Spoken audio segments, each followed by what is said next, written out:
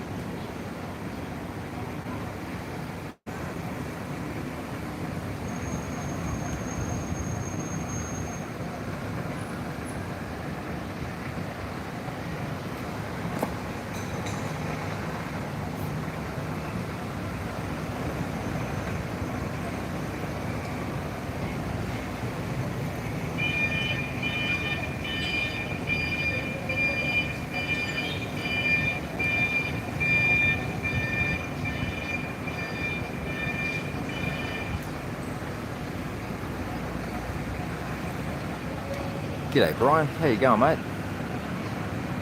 Bit cloudy in Phnom Penh today. It's bloody hot too.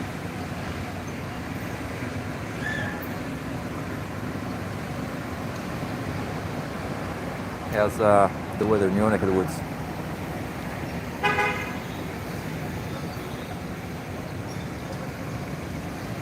Oh mate, it's been a struggle I tell you. But I'm still housed and I'm eating, which is good. Yeah, just struggling on. Okay. BKK's in Bangkok or BKK here?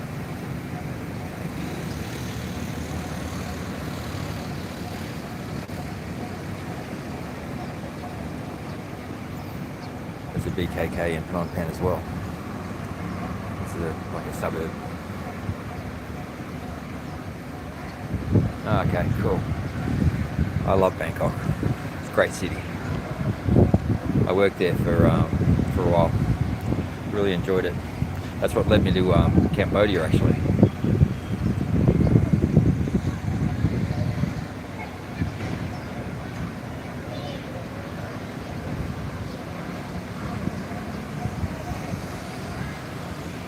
Yeah, I should have caught up with you.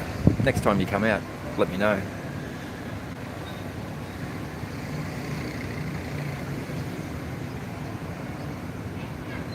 Yeah, it's always, I mean, so many people when they're coming out, like subscribers, they'll be like, yeah, I'll catch up with you, but you land and it's just so consuming, like you meet a tuk-tuk driver and then, you meet someone else and just time gets away really quickly.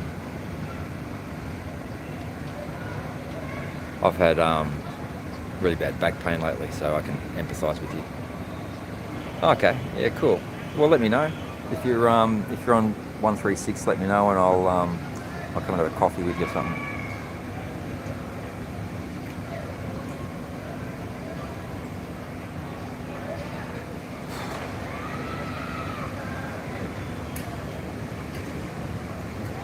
The heat's really knocking me about at the moment, though. It's been very warm. I'm looking forward to the wet season coming back.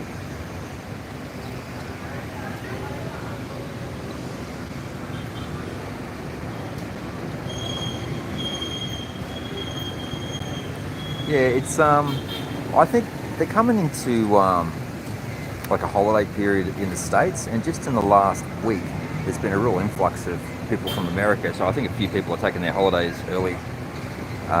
It has picked up quite a bit in the last 7 days.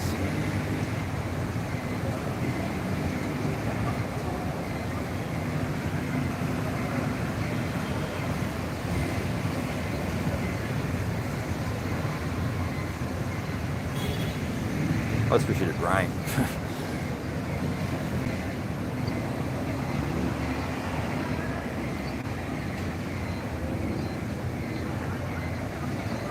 What do you do in Bangkok? Are you retired or?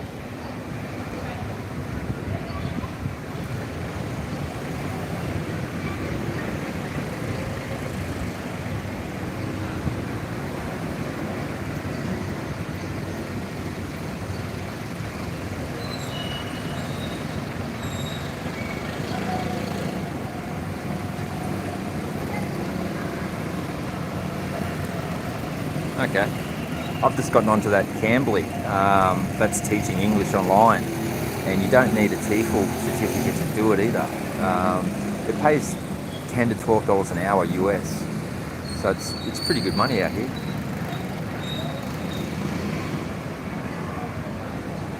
Yeah, I hear that a lot. Yeah. It's not America though. It's just the powers that be. They steal like all our money.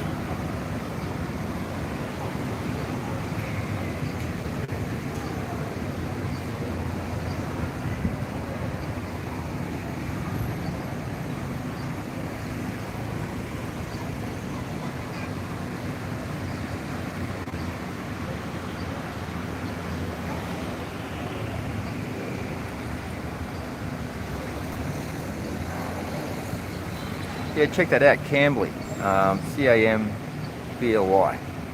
It takes about, well, it took me about a week to go through the application process, and I'm due now to actually start teaching. I actually had a class scheduled a few weeks ago, and then they cancelled it. They said, oh no, we need to just tick a few boxes for you, and that was like 3.5 weeks ago. So I'm expecting today that I'll get my final approval to actually start doing it. It's just conversational English, it's nothing complicated, and you can do it with kids or you can do it with adults as well. If you do like 2 or 3 of those a day, that's getting you up around $1,000 a month sort of thing, so it's not too bad.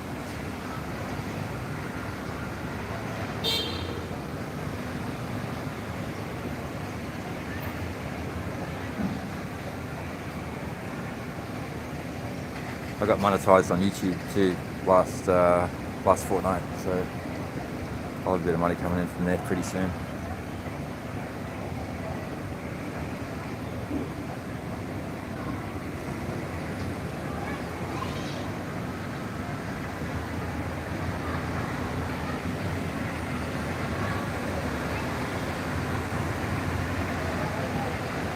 Cambly, C-A-M-B-L-Y. When you look it up on Google, put Cambly Tutor, go into that page. Don't go into the other one and register as a student, register as a tutor. And then you fill in the application form and send it off to them. Yeah, C-A-M-B-L-Y. Cambly.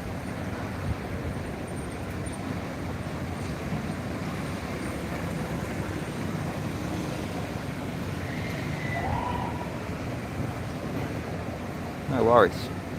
Hope you have a good day, Brian. I might even get over to Bangkok at some point. I'll look you up.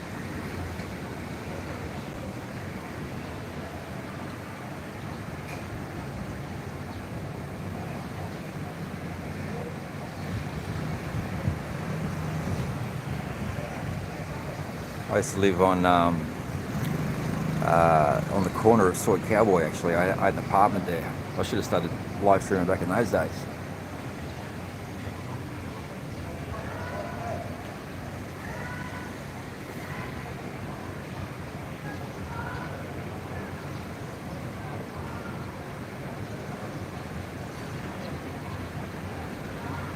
I've actually moved across the road. I couldn't afford the extra $70, like that was $270 that place.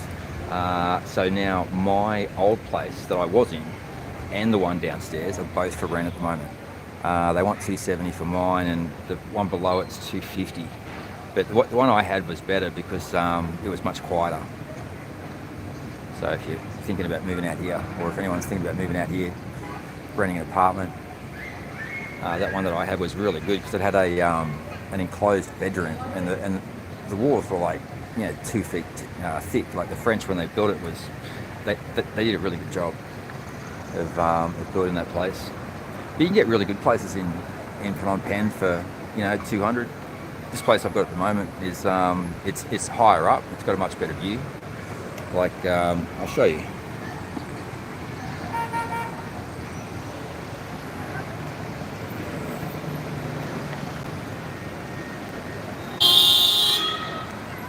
It's like really nice view, and you look the other way and it looks down the river.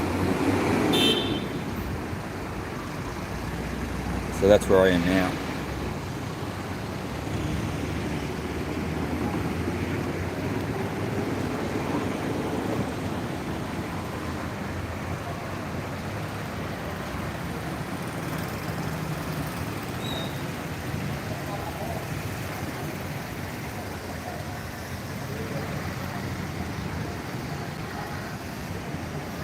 Hi Laurie, hope you're having a good day over there in the States.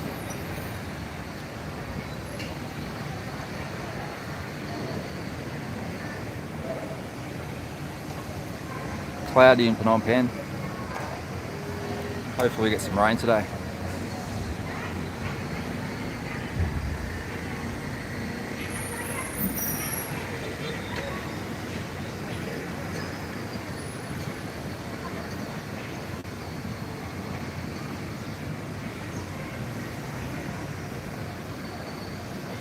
Yeah, I miss the old apartment, but this one suits me better. But it's got a really big balcony and great views and good security. 2-bedroom, $200 a month. It's a bargain.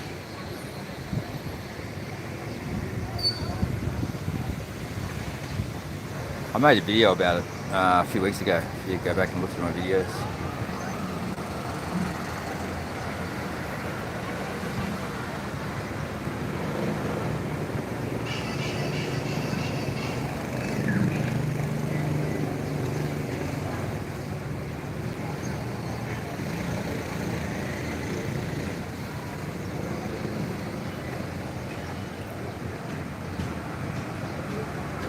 Okay.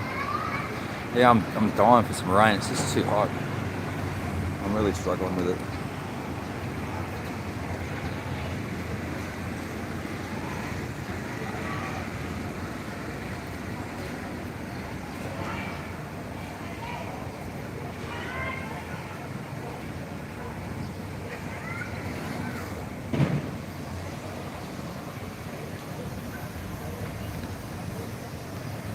Yeah, got air conditioning in my bedroom. Yeah, the second bedroom hasn't got it though.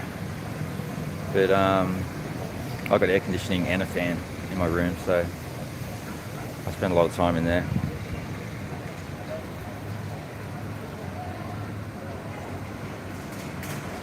Yeah, I bet.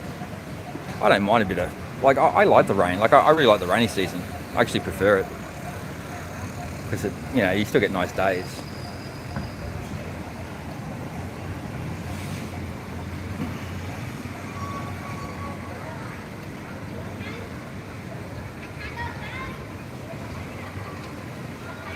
I'm just cooking some eggs. I'm still here if I don't talk for a sec.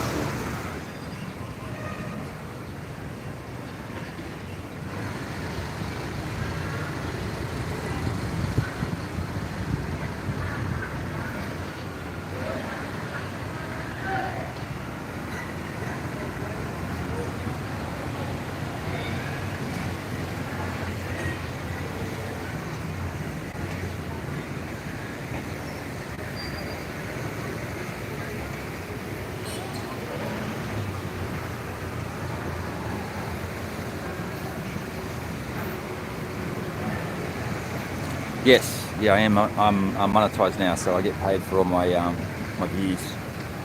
But probably still, 6 weeks away from getting my first YouTube pay.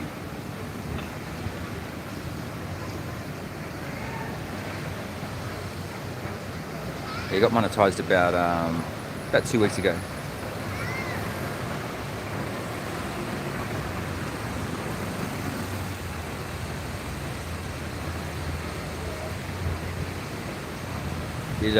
It took me right on 6 months to get monetized. It was a lot quicker than I was expecting. I think the webcam sort of helped me a lot.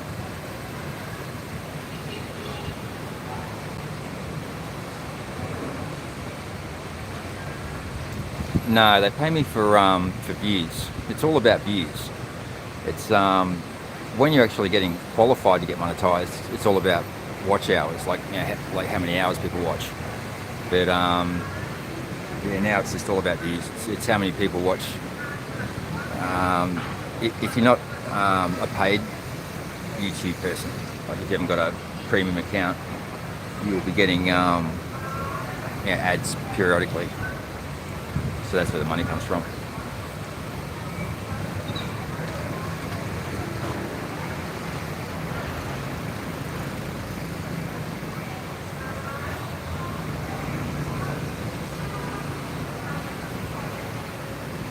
I'll also have Super Chat, hopefully up and running like any day now. I've contacted them and I've looked it up on the site. I've done all my part, but it's still not showing up. But it should be I'm hoping today or tomorrow. That'll also help.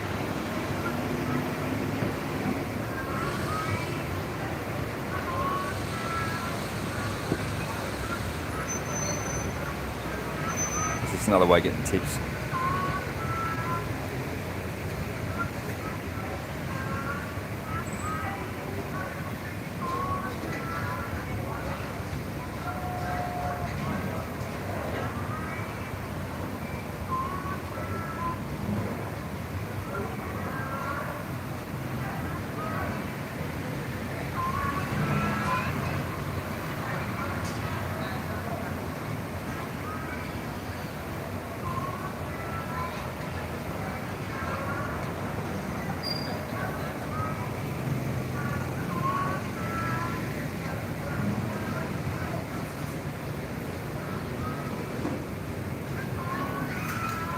Yeah, that's my plan. I'm going to. I'm going to start live streaming from a lot of different places. It's just convenient here, and there's like a lot to look at here as well. You know, like my average view time on the webcam is about 1:20 seconds, which is really high for a webcam. You only have to like a view's counted as a view if it's 30 seconds. So if you watch it, make sure you watch it for 30 seconds.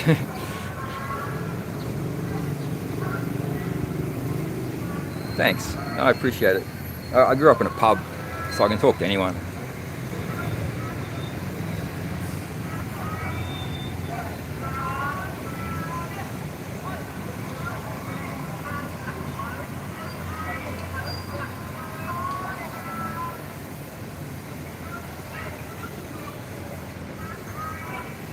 I'm the kid that grew up in a pub that's living on Pub Street.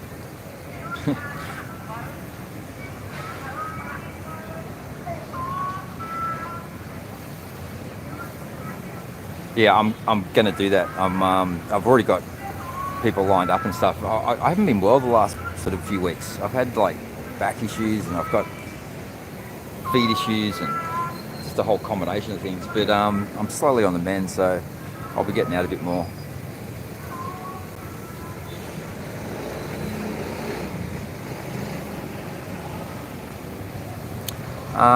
Yeah, there's a few good places. If you have a look, I've put a couple in my hotels playlist that are pretty good.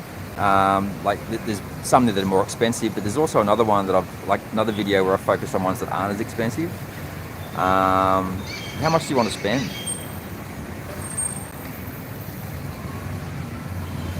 That'll sort of point me in the right direction.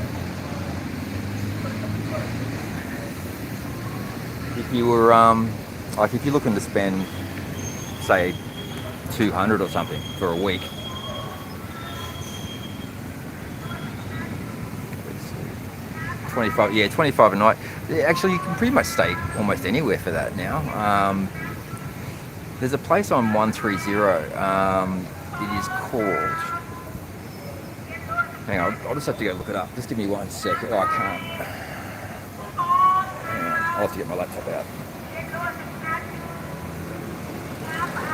Just give me a couple of minutes.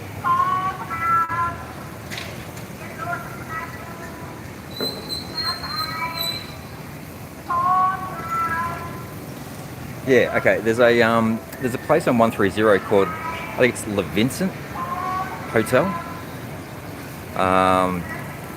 You'll get something good there with a big balcony, nice view, air conditioning, television, fridge, all that sort of stuff. You'll probably pay around $25 a night for their best room. Top floor, if you can get, there's two on the top floor. One's got a bigger balcony than the other, but they've both got great views, and one's a bit bigger than the other one as well. The big room on the top floor is really good, and you'll get it for about that, maybe a little bit less. If it's, yeah, Le Vincent, that's right, yeah. Or Le Vincent, I think it's LE, Le Vincent. There's another one, I'm just trying to find the name of it. Too much something. But that one though is really convenient. Like it's really close to 136. It's on, yeah, really close to the action on 130. Safe area.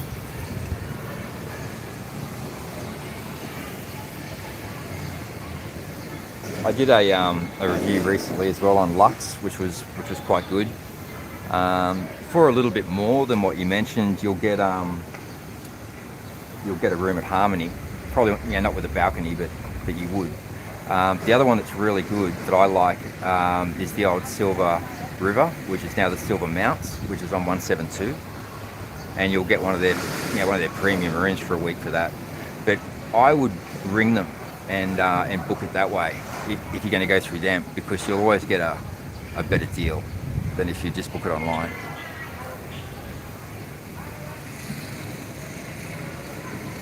I do anyway, because I sort of know them. But go and have a look at that review. Silver Mounts. That's on. That's under the hotels playlist. That room that I had there as well, which is I think the first room that you look at, it was really good. But $22 to $25, you'll get that room with the balcony, with breakfast for that. And if you're prepared to not have breakfast, you'll do even better. I like that one as well because it's close to what's the name of it? It's a really good pub over there anyway. It's close to that pub. The Silver Mounts. It's the old Silver River Hotel, but they've changed it now to Silver Mounts for some reason.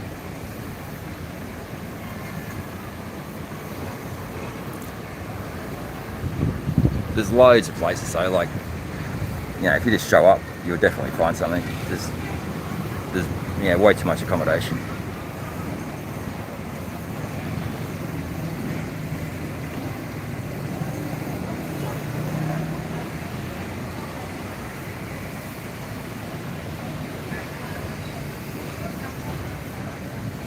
Yeah, the apartment situation here, if you're ever looking for one, look on Khmer 24, KHMER 24. It's an app you can download. It's kind of like Gumtree or one of those, but it's the Cambodian version. It's a really good place to look for apartments and stuff like that.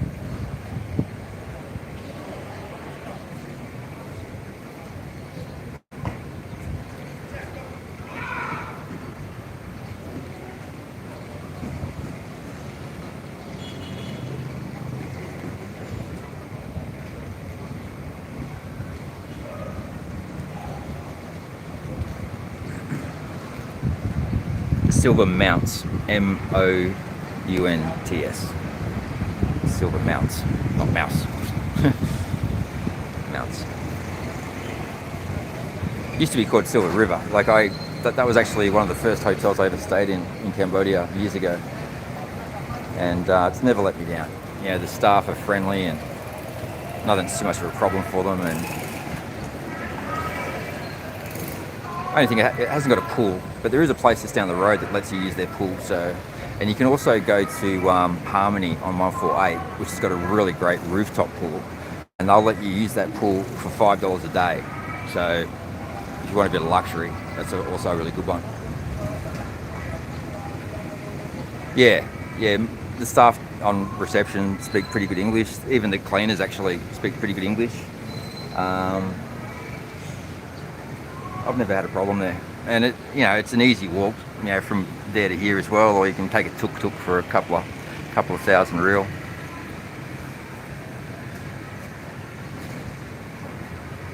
Got nice balconies though, which I love the balconies.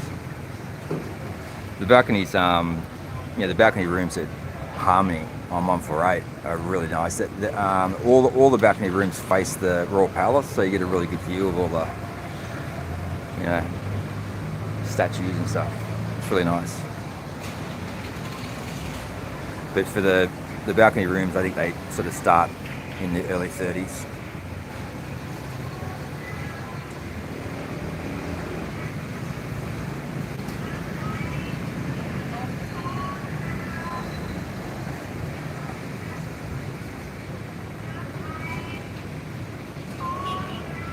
But whilst it's busy here now, it's still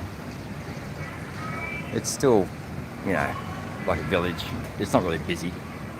but it's definitely getting a little bit busier, which is good for the Khmer.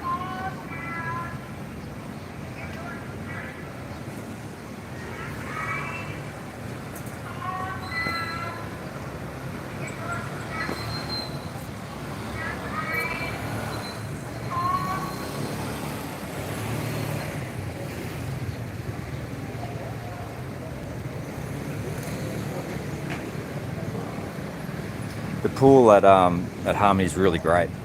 I mean, a lot of people go on about Sun and Moon, which is that hotel that you can see there, the white one off in the distance, the big one with those yellow things on it, that lights up like a Christmas tree at night. But I stayed there one night and I had a really bad experience, and I won't go back there. And it's expensive as well. Like, it's way more expensive than all the others. So I prefer Silver Mounts or Harmony, you know, if I want to go up, you know, sort of upgrade. But Le Vincent on 130 is probably what you're chasing if you want to be sort of really central.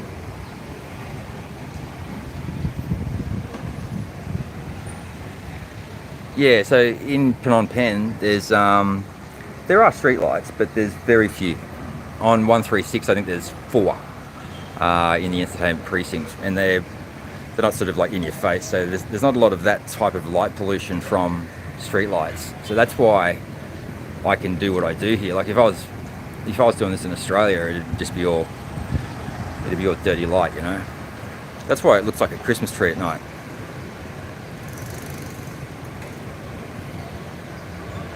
Okay. There's plenty of those. Loads and loads. They're such a beautiful people, you know.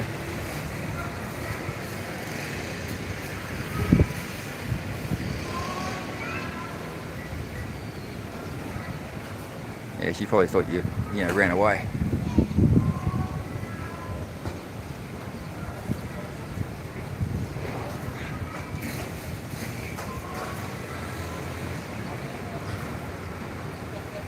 Yeah, they're adorable, you know. Like, it's I tell people all the time, I say, like, you come to Cambodia, it's hard not to fall in love every day, you know, because they're just, not only are they physically attractive, but, you know, spiritually and so forth, they're just a joy to talk to. The hardest part here is just the level of desperation, you know. Like, I'm surprised there aren't problems here more often, because there's so many people here that are just doing it really tough, you know, like living day to day, and like literally, like, you know, if you don't make money that day, you don't eat, you know. I mean, I've experienced that here myself already. The only thing, Laurie, that I miss about Australia, and this is honest to God, the only thing I really miss the most is the starry sky at night. Apart from that, I'm much more at peace here, you know. There's not really much back home for me anymore. Like, my mum and dad have died, and it's sort of just me. It can be very lonely in Australia.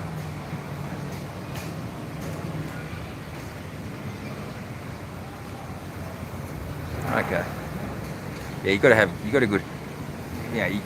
good aircon. As a matter of fact, when you're looking for apartments and stuff, if you do, anyone does come to live here, make sure that your bedroom or your apartment isn't too big where the air conditioning is, because you'll end up paying a lot more for your air conditioner. If you just have a small bedroom, it works out way cheaper. So, you know, it's often attractive to get like a loft apartment with a big ceiling and a big floor area and stuff like that, but to keep it cool is it's going to cost you, an extra $100 a month.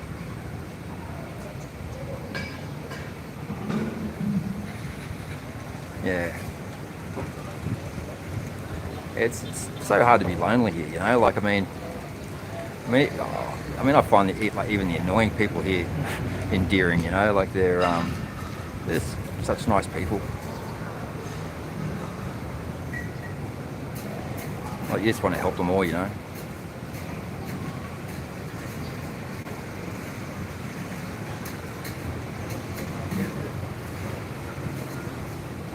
Yeah, we have a lot of the same sort of problems that you have in the States, in Australia, Laurie. Like, but the cost of living is a lot higher in Australia as well, even compared to the States. It's we've got a massive housing crisis there at the moment.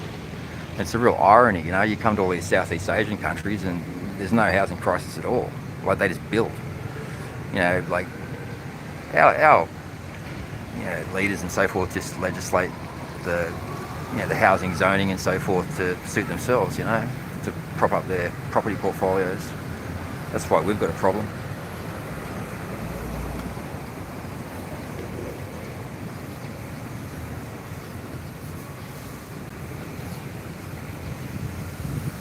Here, you can rent an apartment in Phnom Penh for $50 a month. It's crazy, but it's true. And they're, some of them are quite livable too.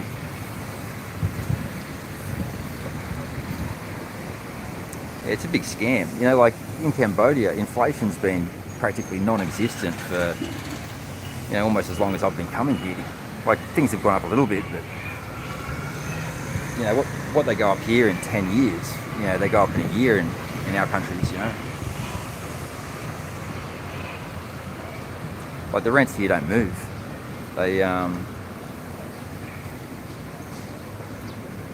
little bit of money here, it's a lot of money.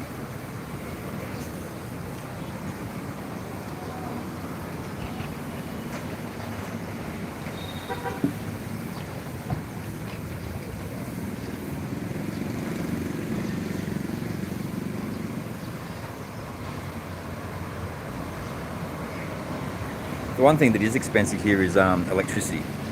That's why you don't want to get something that's got a great big open room, because it's just too expensive to keep cool.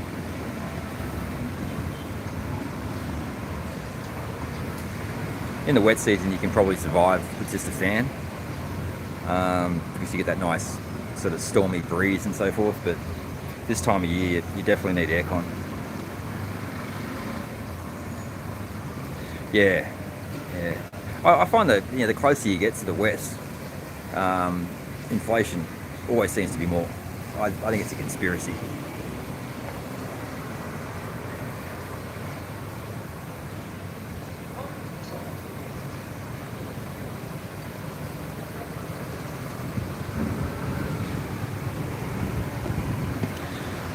The whole system, like.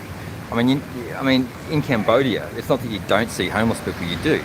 But most of them, they've got a hammock in a tuk-tuk, or they're sleeping in their rickshaws, that sort of stuff. You don't really see a lot of people that are just homeless. And also, you don't get the social isolation that you get back home here. Like, if you're homeless here, like, people don't demonise you for it. Like they do back home, or isolate you.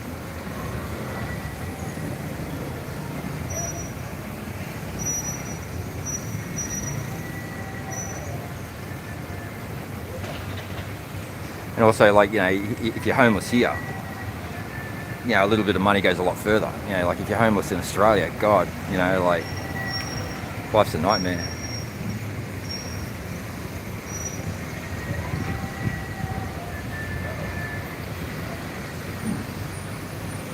Yeah, it's just the system, like, they keep telling us that we're the free and all this sort of stuff. But like, you look around and you see so many people that, they're just forgotten. It's really sad. I'm a big softie, I just want to help everyone.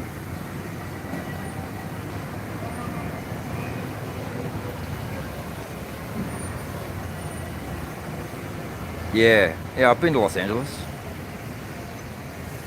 Yeah, it's a worry. It's a real worry.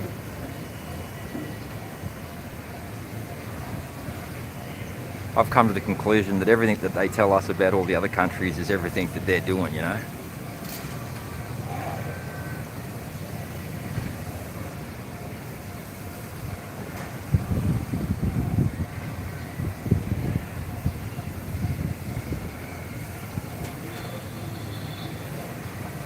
Real worry. It's scary getting older too. Like, I'm 52 now, and I think, where am I going to be in 20 years? You know, like what if I live 30 years? Where will I be then?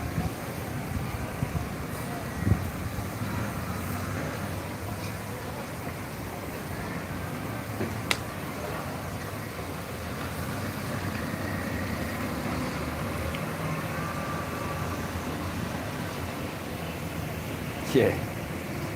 Yeah, that's right.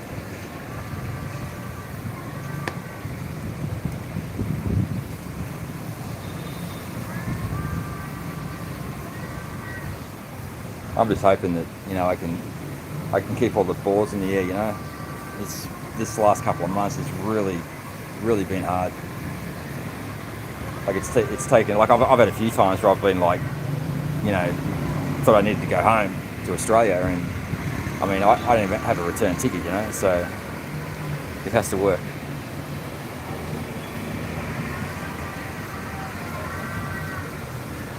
Okay. I've been to Washington State, which I really liked. I liked going to see all the mountains. Like, we don't have those in Australia, so that was a real eye-opener for me.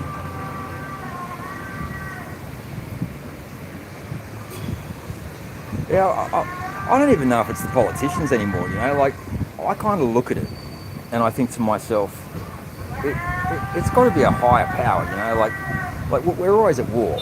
You know, it doesn't matter who's in office, you know, like, we're always at war, you know.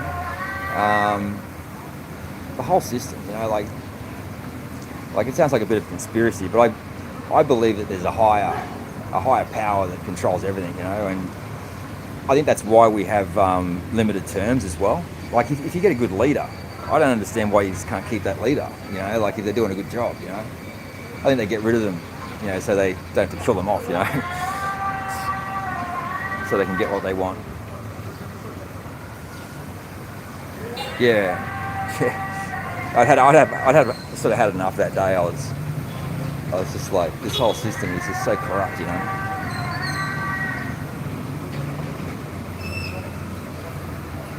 Yeah, I'm live.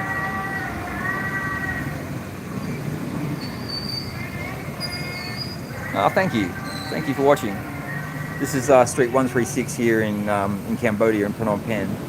It's at the centre of the entertainment district, the red light district. At night it looks like a Christmas tree, so come back at night time. It's currently 12 noon here, so in about 12 hours is a really good time to see it. Also, the sunsets are really nice as well. There's no street lights, so it literally lights up like a Christmas tree at night. Looks really good. Thanks, Laurie. Have you been to Cambodia? You have, haven't you, Laurie?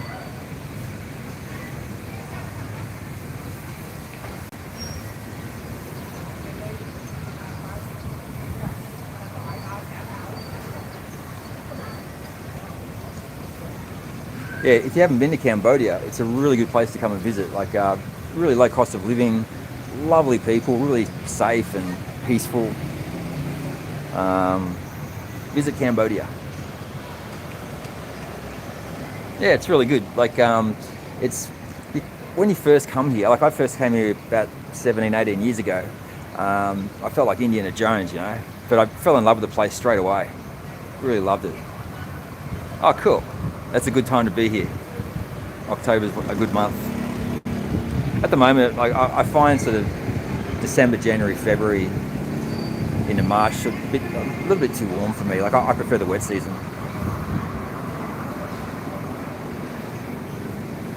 Really? Yeah, you got to come, Laurie. Like, seriously, if you are going to come, this is a good place to sort of cut your teeth, you know? Like, Cambodia it's a real adventure. Like, it's not all sunshine and rainbows, but it's pretty close, you know? Like, it's pretty awesome. And it's got beautiful islands off the coast as well. Like, there's Koh Rong, Kohrong, and Koh Rong Sam Loam, which is the island right next to it. About a half-hour boat ride from Sihanoukville, and they call it the Maldives of Cambodia. It's really nice. The temperature doesn't really change that much throughout the year. It's pretty consistent. It's just that this time of the year, it's just more in your face, you know, like you don't get that same sort of breeze that you get in the wet season, but most of the year it's not too bad. But it's just Like if you like, you know, sunny day after sunny day, this is a good time to come. But if you come in the wet season, it doesn't rain all day and you still get beautiful sunny days. So that's why I prefer the wet season. And that represents, you know, at least half the year.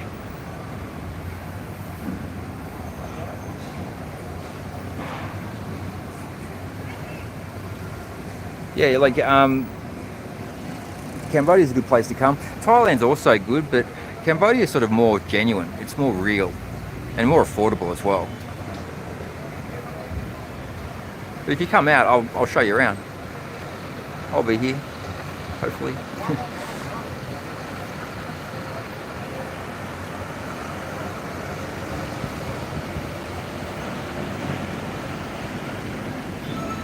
Today I'm just basically getting myself organised. I'm starting to teach online. I've just got a couple of things that are holding that up at the moment, but I'm just sort of really waiting on at the moment because it's really affecting my cash flow.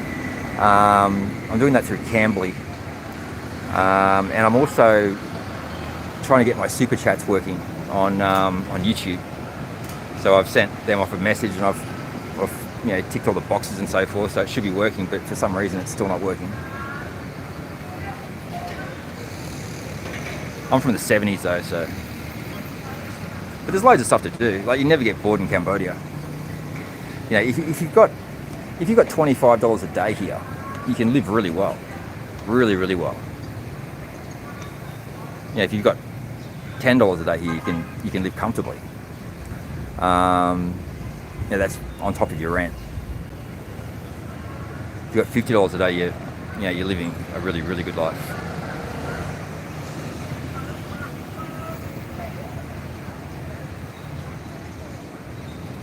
No, you won't get scammed. It's not like when you go to Thailand or Vietnam. It's the Khmer. Like what I said before, I'm often surprised that you don't have, you know, a lot of problems here. She works at the markets. Yeah, her family have got a big store at the markets, and she works there. She also does a little bit of volunteer work for an NGO. So she doesn't like it when I talk about her. I very rarely mention her because I get in trouble. She's starting to learn English now, so like when I first met her, she didn't speak English at all. I have to be careful what I say because she's standing right behind me. No, it's all right. It's no drama. You know how these things are. She's just self-conscious. It's just because her English is very basic. She wonders what I say.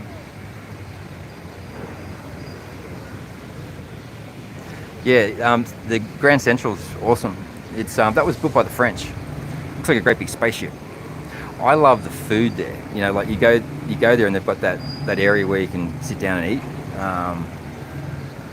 And it's improving all the time. Like the food at the Central Market is getting better and better all the time. Like I was just there yesterday and I was looking at the seafood. Like so nice. When I first came to Cambodia, they had monkeys there, but they don't have the monkeys at the Central Market anymore. But I do get them here. They do come down 136. About 2 months ago, I was here one morning, and they the secret sign across the road. There were monkeys sitting on top of that sign there. That one. And they were climbing all over the power lines, and they were here for about half an hour, and some guy come to take them away, but then they ran away. We didn't get them.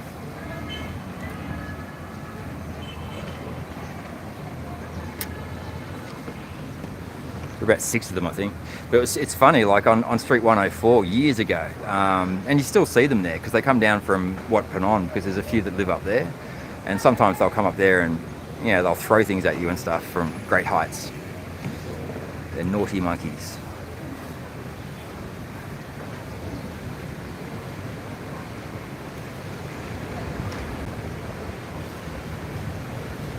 Yeah, definitely. If you come back again, the things that I'd like to see again, go to Mundakiri province. That's beautiful. You know, if you like elephants and the countryside and the mountains and stuff, go to Mundakiri. there's just so many good provinces in Cambodia, and the further you get away from the city, the more you just fall in love with the people, because they're just such beautiful people, like so peaceful, you know. I was in here they've got a district that's a Muslim district, and the Khmer live in perfect harmony with the with the Muslims here. There's never any sort of problems or anything like that. It's a very peaceful country. It's really confronting, you know, like coming out from Australia, like you don't have any problems with people forsaking you blessings. Like if something good happens to you, there's no one that's sort of jealous or trying to steal it away.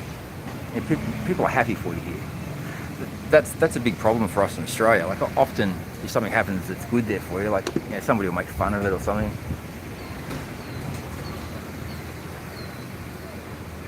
Definitely go to Mundakiri, and also go to Kampot and go to Kep down on the coast. Go to Koh Rong and Koh Rong Sam Loam.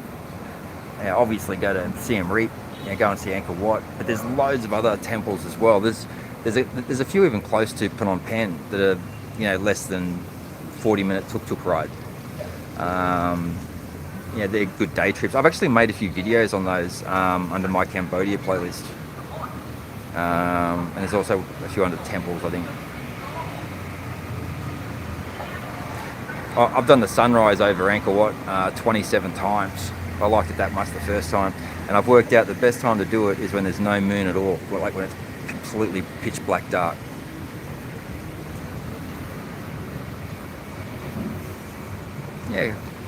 There's like I can't remember how many there are globally. I think it's like 1.5 billion altogether or something. But that's another thing, like all of those problems have been caused by perpetual war. Like our system is it's all about war for profit. That's why we're always in one.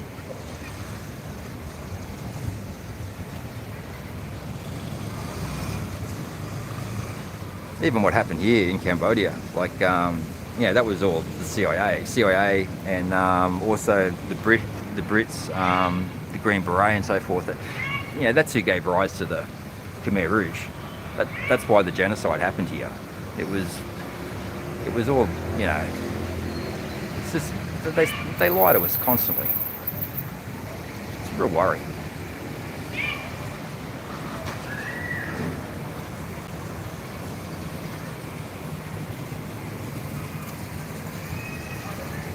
Yeah, it's just a big scam. It's just like I've said before. It's a capitalist system of perpetual wars that are purposely manufactured for corporate profit. It's that's what's going on. It's just because there's a buck in it. That's why we're always in a war. It's a big scam. It's like what Anthony Bourdain said. Once you've been to Cambodia, you never stop wanting to beat Henry Kissinger to death with your bare hands.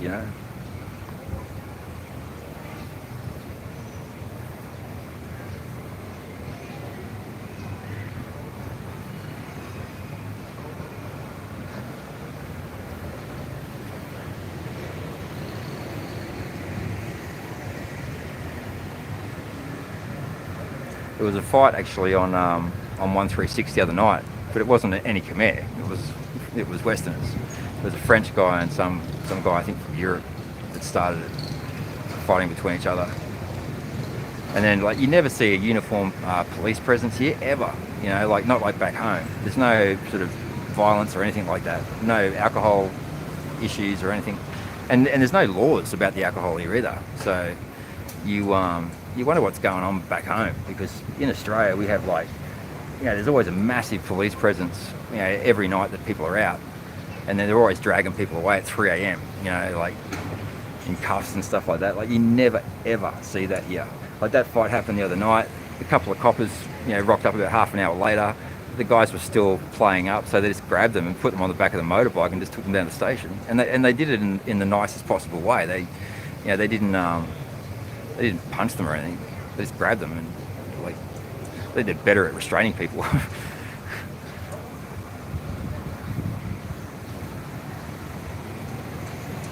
Yeah, exactly. Hey, like Kissinger and Nixon.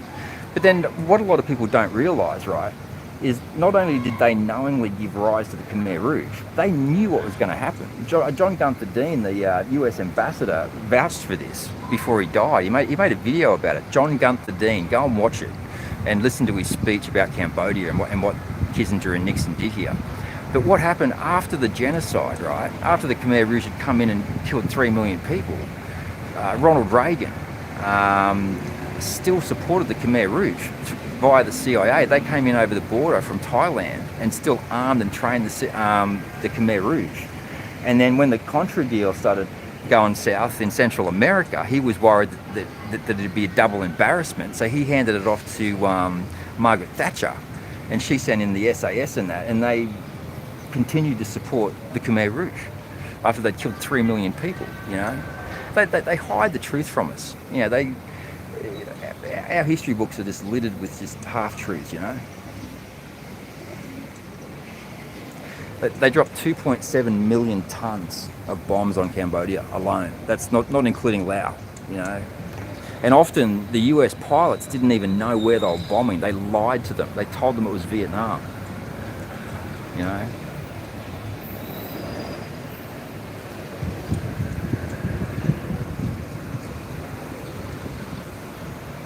And because it's such a young population here, and a lot of the Khmer don't finish school, a lot of them don't even know any of this.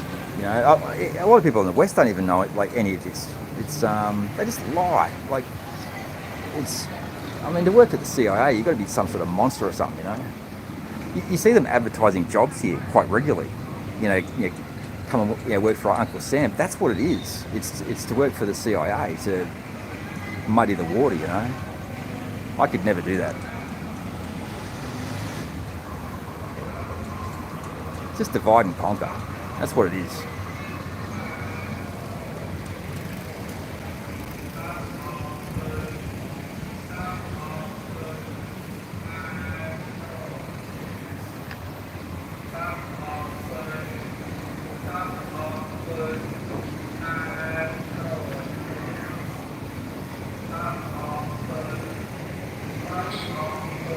I like getting to the press clubs here, actually.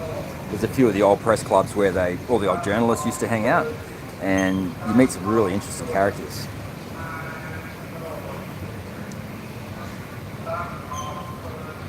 You never know who you're going to meet in Cambodia.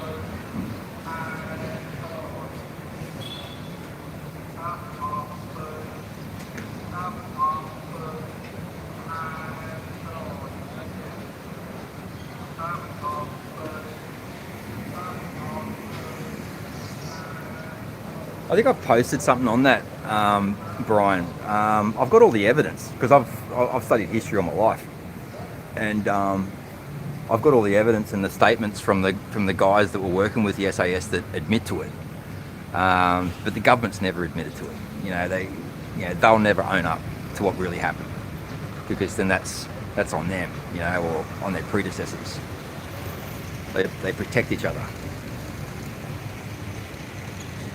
And the other thing as well is, you know, if you're a politician, you avoid the truth like the plague, because nobody likes the truth. Yeah, everybody prefers the lies because they're just that much sweeter. You know, so much easier to swallow. That's why we end up with what we've got, because we promote and popularise the people that lie to us the best. So you end up with the biggest monsters controlling the whole deal, you know. It's scary. I refuse to watch television just purely from that, because everything that we get, it's all the CIA. It's the CIA and the Pentagon. And if it's not, it won't be around for very long, because they'll shut it down. You know, I look at WikiLeaks, look at Julian Assange. You know, like anything that really gets a following, that embraces what really happened, they attack them. And if that doesn't work, they kill them off. And if that doesn't work, they lock them up. You know, look at Snowden. You know, like he's living in Russia because he's scared to come home. You know, the whole system, it really is. It's just a bunch of rich people. It's got nothing to do with being anti-American or anti-West. It's just a bunch of rich people living in our countries, and controlling our minds, because they control the information. That's what it is. The whole system. It's all a big scam. And if you get a politician that comes in that's genuine, they vilify them, or they kill them off, like Kennedy, or they or they don't get a start. They somehow rig the election, or demonise them in the eyes of the public, so they never get elected. That's what's going on. The whole system. It's just a big scam. It's like a boys' club with a few girls thrown in there.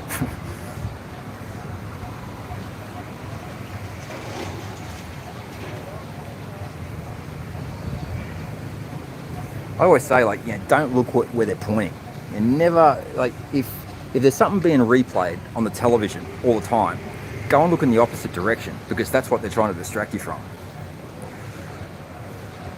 It's just a big scam.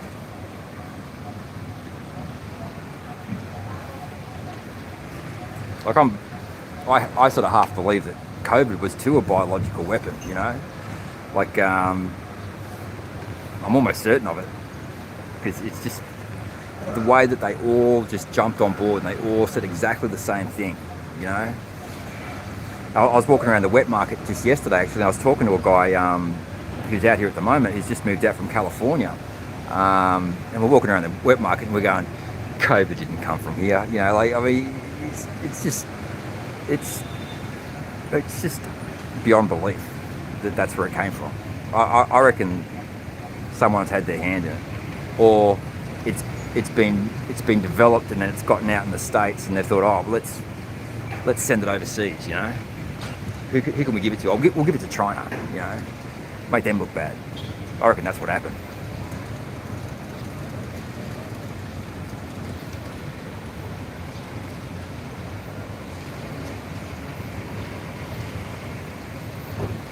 But we'll never know.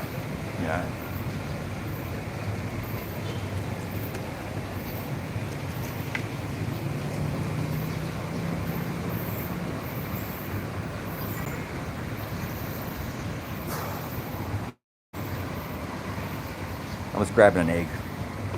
I'll be back.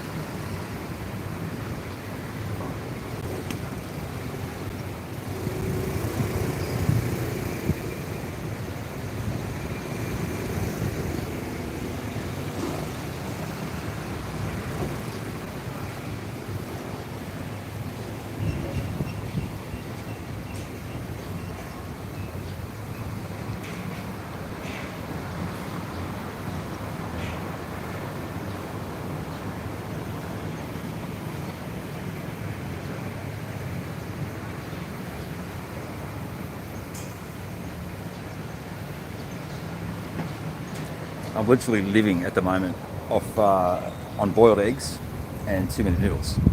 That's how tight things are at the moment. But towards the end of next month, I'm starting to see the light at the end of the tunnel. So hopefully nothing else unexpected pops up.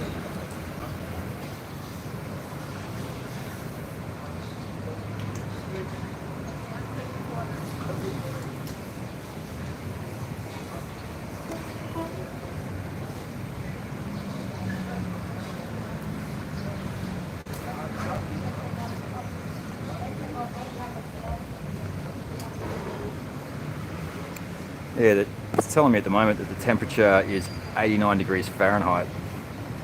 Feels like 101. So I think that works out to be about 37 degrees, 38 degrees maybe, centigrade.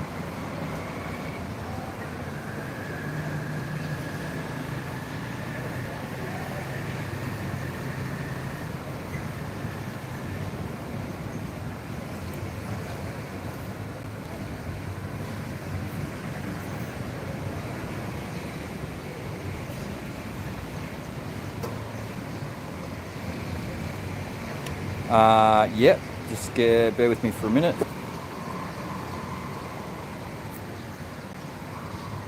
I'm just going to drop out here for a sec because I'm too lazy to walk the other end of the apartment. Just give me 1 second. I'm still here. I'm coming straight back.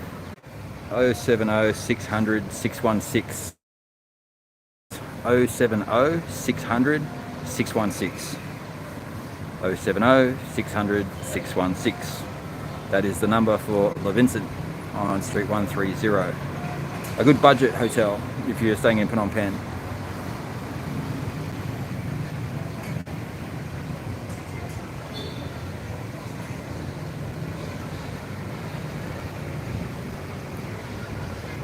I just miscalled them, so they tried to call me straight back. So they must be desperate. So I asked for a discount.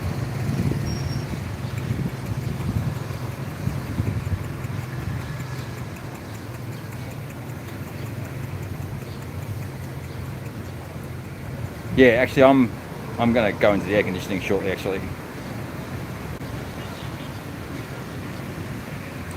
Yeah, my mother used to make them for me. Good protein. I like boiled eggs.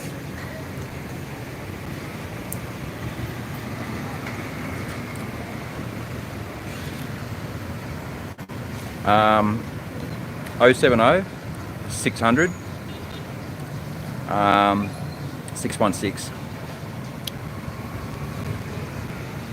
But if that's wrong, go back and listen to what I said before, because that was right. But I'm pretty sure I'm giving the right number again. There are actually quite a few. You get to know them when you're here. There's another one called Tom from Tom Trips Out. He's also very good. He's in Vietnam at the moment. He's one of my buddies. Okay. Oh, well, thank you. I appreciate it. Some of my videos are a bit out there, but I just do what people tell me to.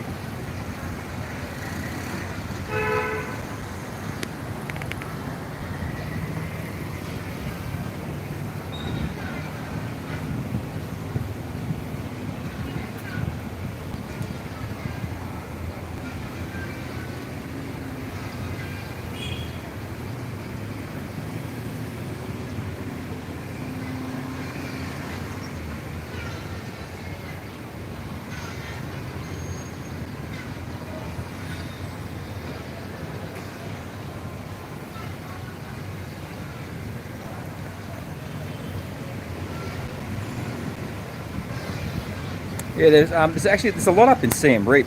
YouTubers up there. A lot of them go up there and live. I like Siem Reap, but it's just a little bit too small for me. Like I like to have a little bit of sort of safety in numbers.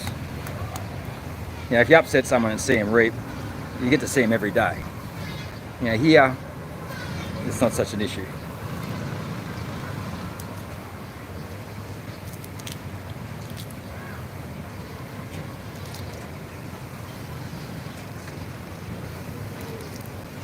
Who's the first YouTuber that you subscribe to? Out of curiosity, is it Itchy Feet on the Cheap?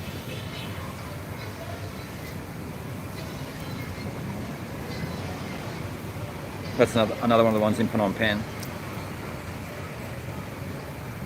Okay, no problem, Laurie. Have a good night. Thank you for watching again. I'll talk to you tomorrow, maybe. I'll be here. Okay, I don't know that one.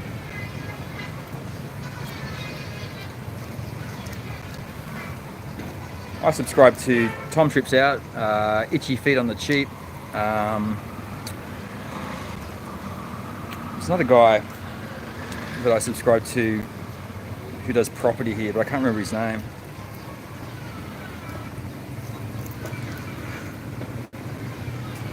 You're allowed to buy property in Cambodia, which is another plus. Oh, okay. Oh, well, thank you for subscribing to my channel. I really appreciate it. I didn't think I'd get this many subscribers, actually. I wasn't really sure that anybody would want to watch, but I really like the sights and sounds of Cambodia. The live stream, you know, I mean, even when I'm here, Like sometimes I sleep with it on, you know, just listening to it.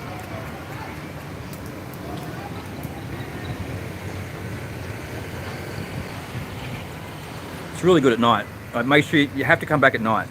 Like, it literally looks like a Christmas tree. Guarantee it. It'll blow your mind.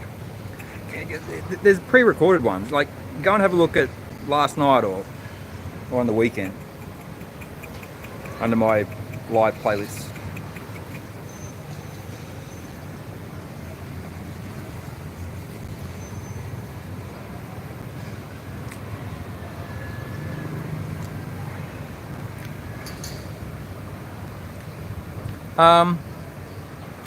It depends on where you go. I mean, you hear a lot of people going about Sihanoukville and the unfinished buildings down there, but if you had seen Sihanoukville 18 years ago, it had a whole other range of problems.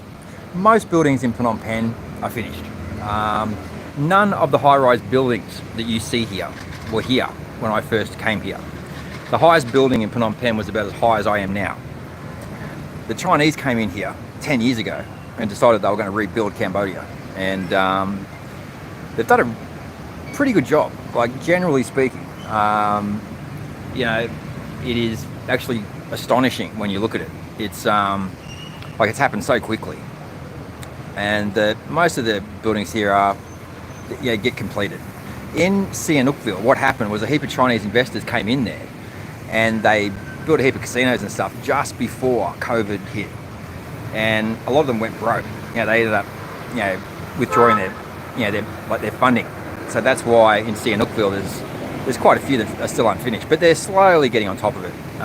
It's still it's still in the making.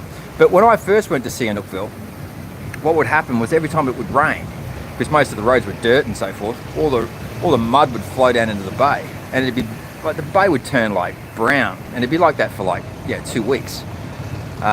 So they've, at least to a certain extent, they've solved that problem. They've put in sewage works, water treatment plants. There's a lot of good stuff they've done. But there's still a lot of work to do here. And I always remind people as well, like, all the problems we have here in Cambodia were created by that industry of war, from our side. But it's not, America's fault. It's the people that were in charge, making all those decisions. They just destroyed it. Yeah, definitely. They're completing the buildings in Sihanoukville. Like, not all of them are being completed right now, but they will be. Sihanoukville will end up being like Florida.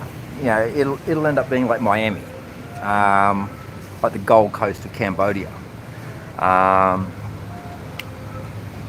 inevitably.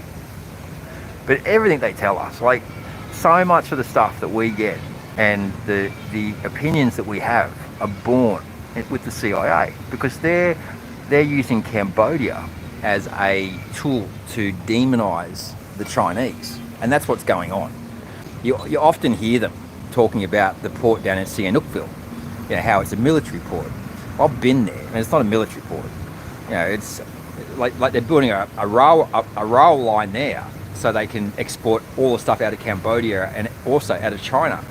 And at the moment, they're building the high-speed rail, which is going to come down through Thailand and Vietnam. It's going to link down through Cambodia. So that's all linked. If you haven't been on the high-speed rail, you've got to check this out. It is, you're traveling at 200, 300, 400 kilometers an hour.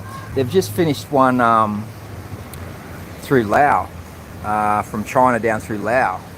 And I haven't been on it, but I've got a friend that has. And super quiet, and they had to demine all that land that they built the rail line on. They had to demine it, and the engineers were saying, it's going to take 20 years. They did it in 18 months, which is pretty astonishing.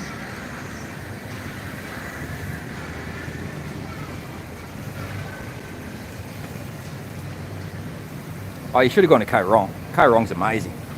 But yeah, Sihanoukville, I actually like Sihanoukville. Like, a lot of people give it bad press and stuff like that, but it does have its sort of allure in certain aspects. But I also like it because I've been going there for so many years. Like, I've got a lot of good memories there. Is everything they've done there perfect? No.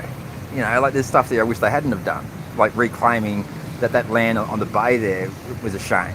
You know, putting that road through, but at the same time, you know, anytime there's progress, there's always heartbreak. You know, there's always something that changes that you wish it didn't.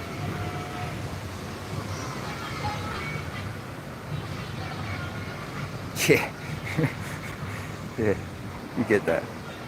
But it's funny. Like it's funny they like how many people are in China now? I think it's like 1.3 billion or something. I mean, a big country like that. I mean, of course you got to have like a few shady characters. But generally, like I've been to 9 provinces in China, including Xinjiang, where they keep telling us there's this genocide happening. You go to KFC up in Urumqi, which is the capital of Xinjiang, and Colonel Sanders is dressed up like a Uyghur. You know, all the uniforms are like Uyghurs. You know, KFC is very popular. It's probably the most popular export out of the United States in China is KFC. As a matter of fact, I think they've either got very close to or even more KFCs now in China than they do in even in America. It's that popular. It's a little bit different. And in Cambodia, they've got this version of KFC. It's called what's it called again? Oh shit, I can't remember. Anyway, I don't know what they dip this chicken in, but they dip it in this white powdery stuff just before they cook it. And it is addictive. Yeah, a 5-star chicken it is, 5-star chicken. When you come to Cambodia, you have to try 5-star chicken.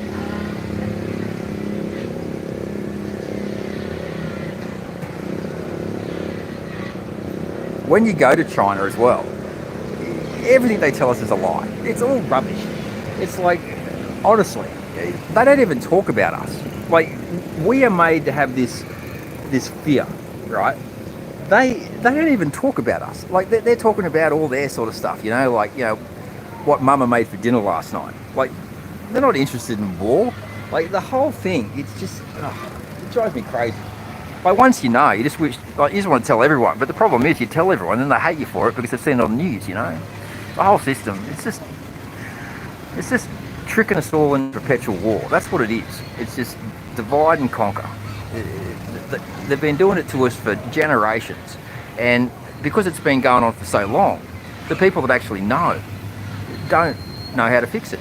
Because it's all about who's making what and how they can make more money. You know, there's no money in peace, you know, unless you're, you know, peace and love. I mean, unless you're working on 136 maybe. But, you know, that's why we're always at war.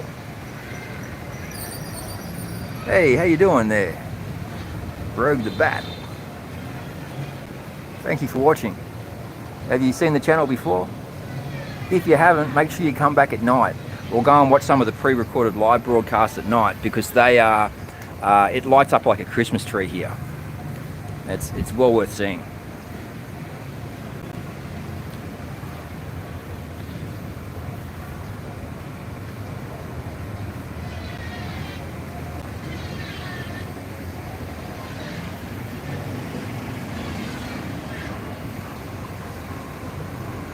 Yeah, definitely come back at night. Highly recommend it.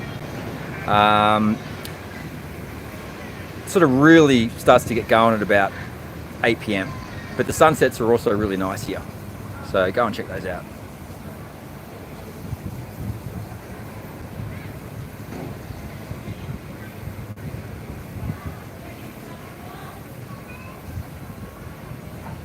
No, look, I don't think so. Like, the recession also in China isn't anywhere near as bad as what we're hearing.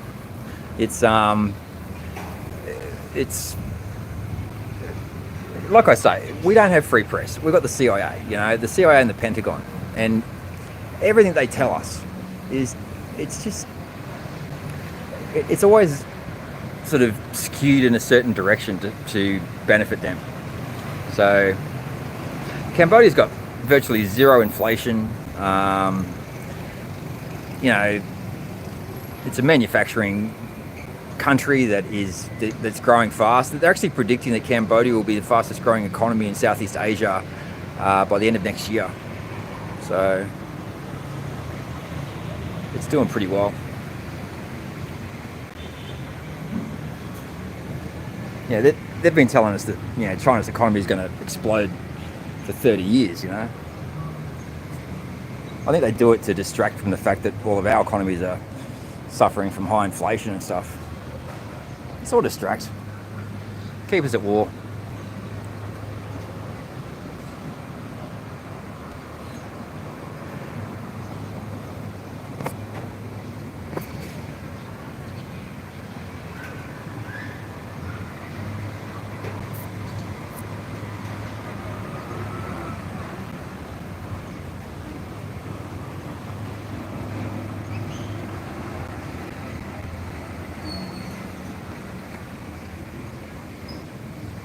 You know when Marty McFly goes into the future, on Back to the Future, that's literally what it's like when you go to China. That's a fair reflection of what it's like. It's astonishing what they've done. You know, when you look at how it was, you know, even 20 years ago, and you look at it now, like, I mean, even their 5th tier cities make our top tier cities look like, you know, we're living in bloody Jurassic Park in comparison. They got driverless buses, driverless taxis. They've even got flying cars. You know, like you go to Shanghai, you see flying cars. Oh, you got it, Brian. Oh, great. And when are you arriving?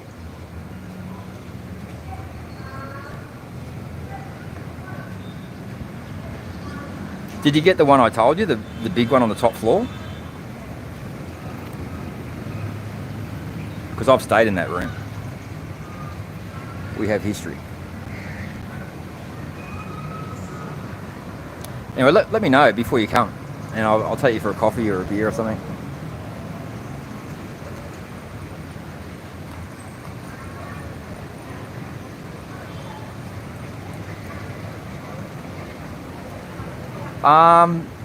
I just sort of put 2 and 2 together. Like I wasn't going to originally, but then when I got to Cambodia, I moved on to Street 136, and I looked at it for a few weeks at night, and I thought, it's just so pretty.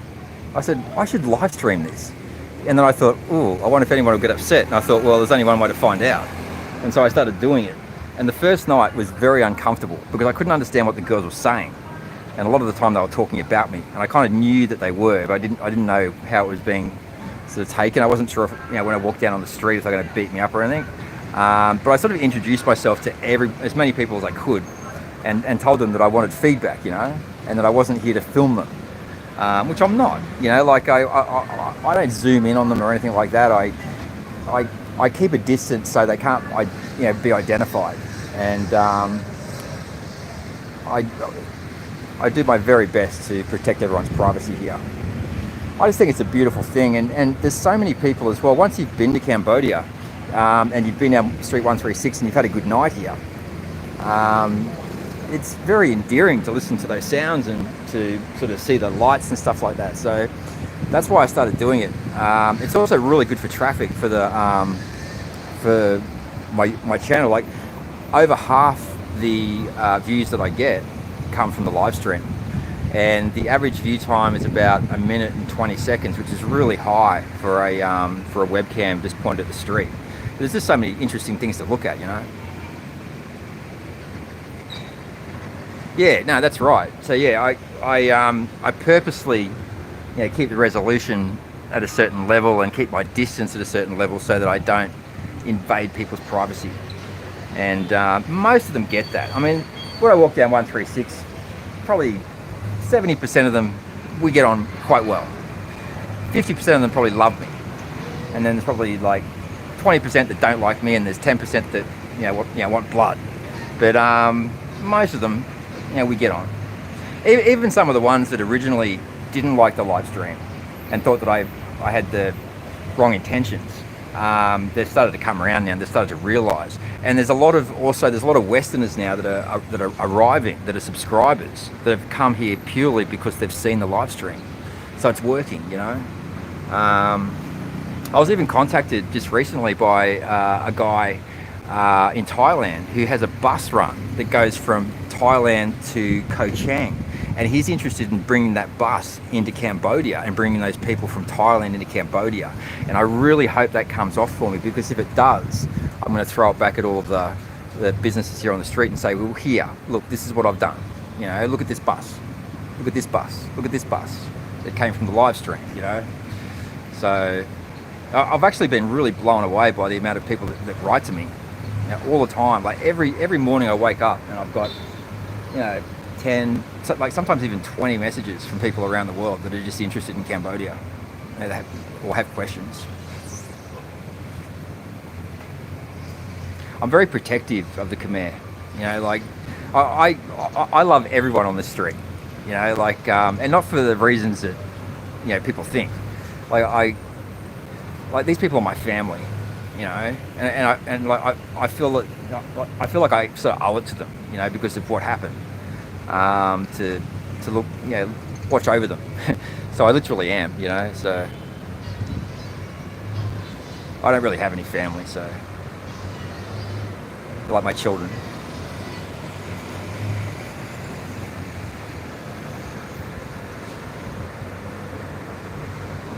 Yeah, I get annoyed as well. Like, you get a lot of people that come here on holiday and they will show their faces and they post it on YouTube and stuff like that. Like, I don't like that. You know, these people have got families. It's a horrible thing to do. They've got feelings as well.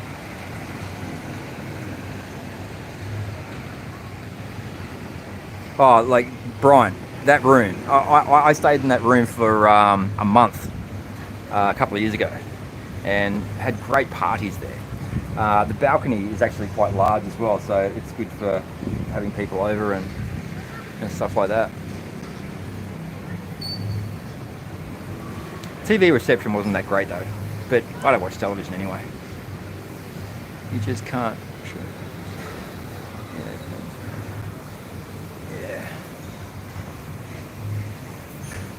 Yeah, it's a good location. You know, you've got 7-Eleven on the corner, you've got Smile on the other corner. I usually go to Smile though, because I like to support Cambodia. It's a Cambodia company. And, you know, like you're sort of one street back from 136. It's, you know, pretty safe, you know, 24 hours a day. So, yeah, Livingston wasn't too bad. The nighttime manager's a little bit temperamental though, so when I arrived, I sipped him $5 and he loved me. Does anything for $5. Yeah. Yeah, you'll like it. It's got a big bathroom as well. That yeah, if you get the big room on the top floor, ask for the big room on the top floor, the biggest one. The smaller one on the top floor with the balcony, there's two with a balcony on the top floor, is also very nice. But it's just smaller.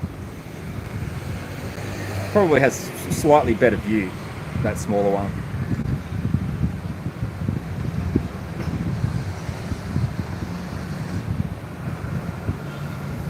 Oh, okay, cool. Oh, you'll be set. Yeah, they've got Wi-Fi there, so you'll be set. The other one that's really good in Phnom Penh though is Lux. But it doesn't have a pool though. But if you want something that's flash, you know, have a few people stay and stuff like that, they've got an executive suite there that fronts onto Street 136. I reviewed it under my hotel reviews. Go and check that one out. It fits the description of executive suite. It's really good, you know, really well laid out. It's got a kitchen and everything like that. So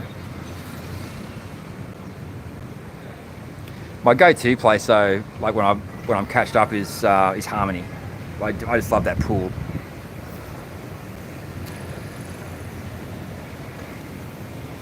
Whenever I stay at Harmony, I don't shower. I just swim in the pool.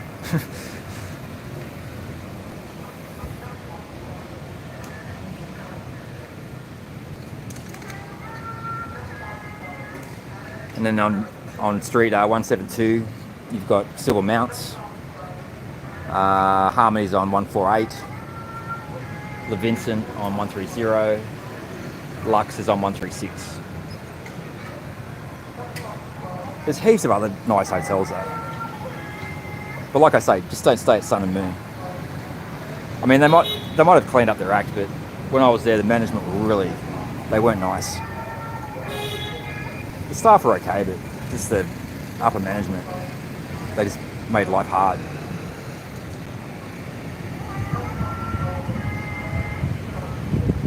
Oh, okay. Oh, cool.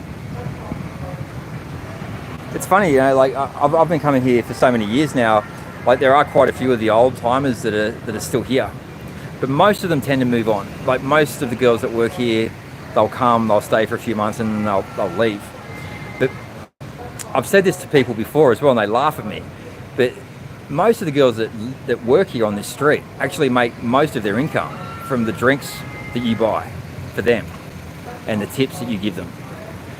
They also, most of the girls here get paid a monthly salary as well, and that ranges from anywhere from $100 up to maybe $300 or $400 depending on the girl. So yeah, most of the girls here, they're not actually working girls. The majority are making their money from the drinks, and I can vouch for that because I've sat up here with a clipboard for months now working that out. And the way I worked it out was I counted the tuk-tuks and the amount of foreigners that come in, and each night for a month I'd count how many girls were on the street, and I worked out that there's no possible way that these girls are seeing customers because there's just too many girls and not enough customers. So they've got to get their money from somewhere, and that's where it's coming from. A lot of them here as well just flat out won't see customers. They're quite conservative, the Khmer, in comparison with the Thais, and a lot of them, they're scared, you know.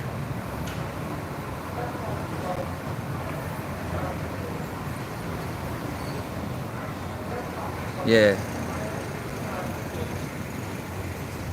If you go and watch cat calls in Cambodia, that's another one that I did. I talk about that in that.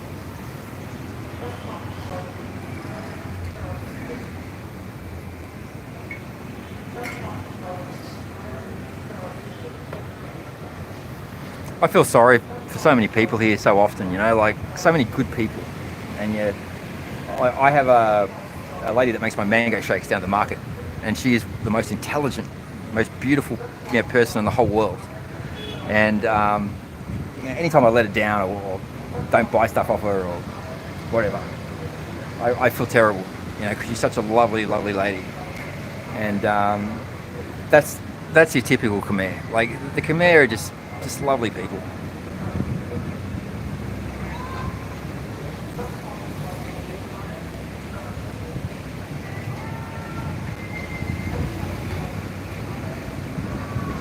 And like when you look at all the movie stars like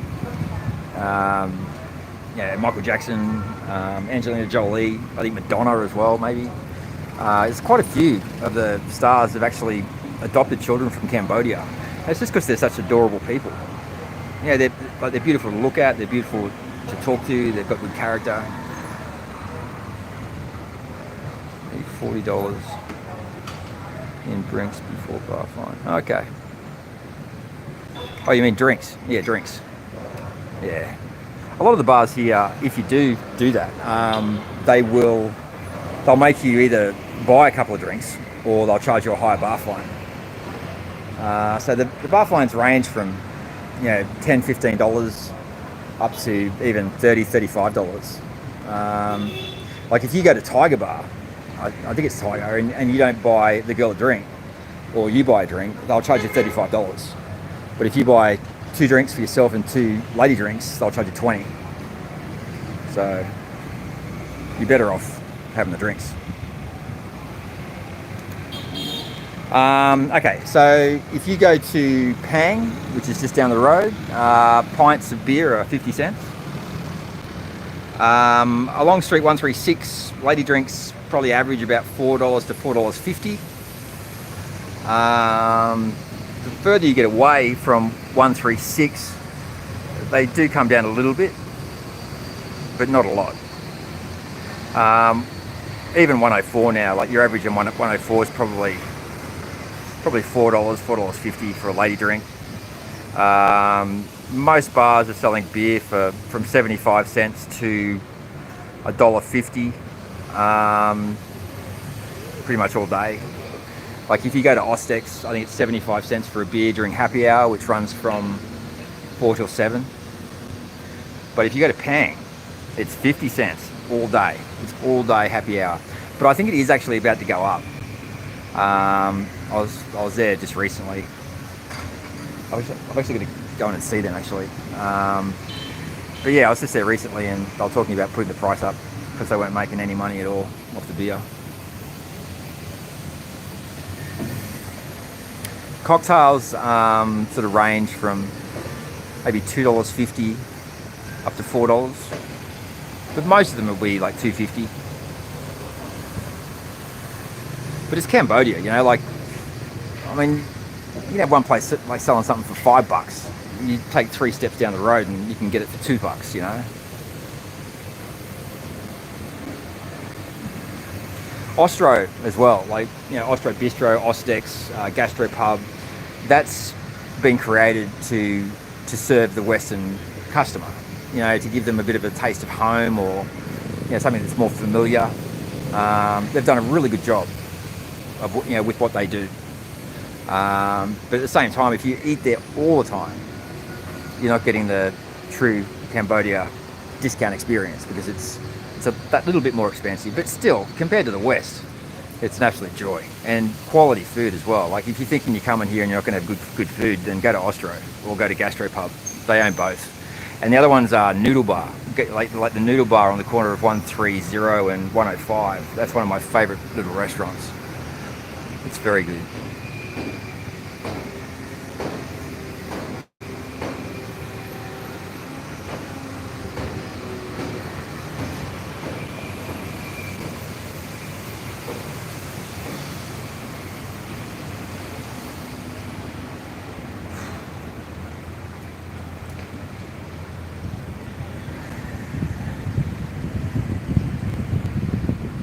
Yeah, when I first came here as well, like Ostro's done a really good sort of thing by sort of setting the trend of lighting the street up, because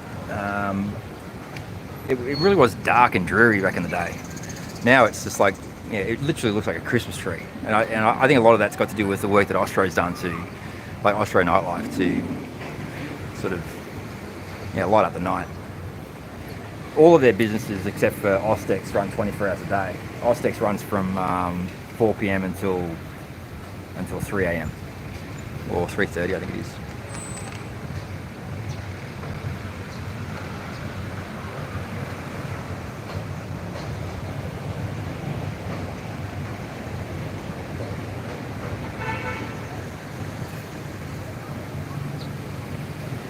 Oh yeah, I was just there yesterday. I was down there with a guy from America, just talking to him while he was having a drink. Yeah, it is good actually. The other one I like as well is what's that place called? I've forgotten it. La something anyway. I've made there's a review under my playlist. Go look it up. Pretty much all the places on the corners are really good. You know, Gastropub, Ostro Bistro, Ulala, Ostex. It's Noodle House. Like, you can't go wrong. Also, Ostro have also got the Ostro Hotel, which sits above Gastropub, which is also another really good hotel, which is relatively inexpensive as well. Yeah, French toast. You're making me hungry. Yeah, I get a dozen eggs here for $1.70 for a dozen eggs. They're good eggs too. If you go to the market, you can get it even cheaper, probably at like $1. But I get them from the shop on the corner because it all looks more familiar, and I know that none of them are going to be fertilised. And you know, whilst fertilised eggs here are a delicacy, I don't really go for that. They love their fertilised duck eggs actually. They're very popular in Cambodia.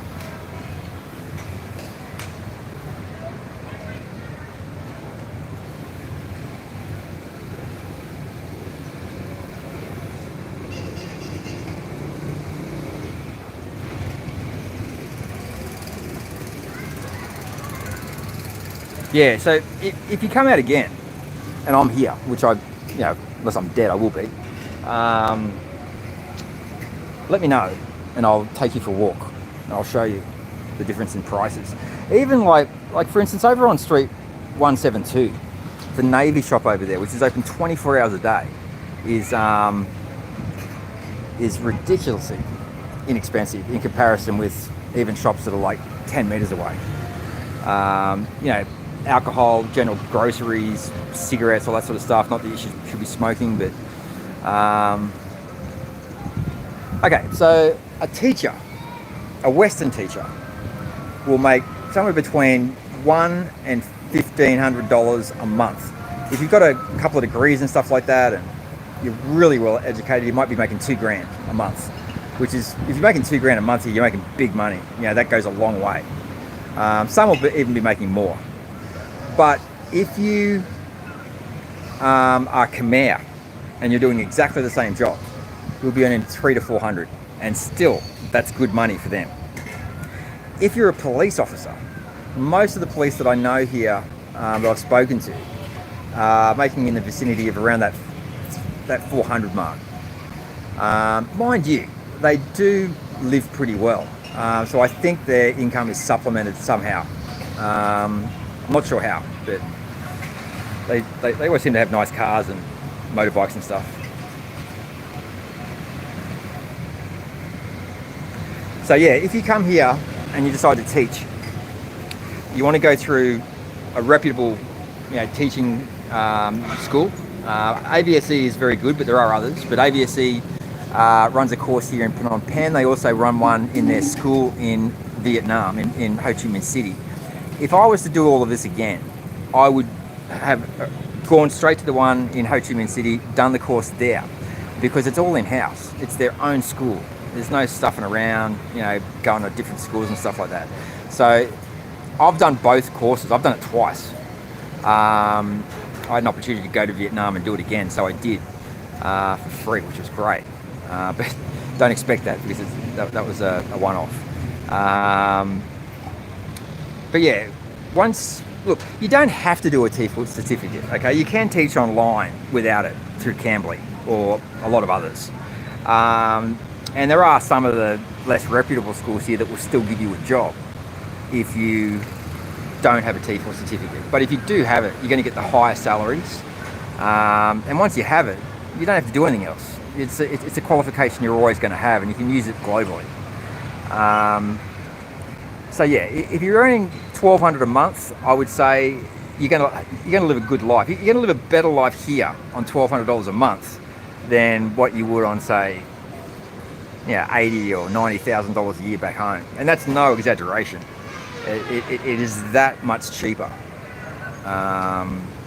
when you live here. I wasn't sure. Yeah, that's okay, Brian. I don't mind feeling hungry. I've got a couple more eggs there. I'm going to have some 2-minute noodles, and I think next week I'll do a proper shop again, so I'll be back online. Just getting through this month is really the thing for me at the moment.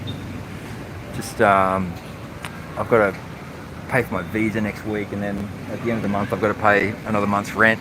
But then by the end of next month I should have some good pays coming in.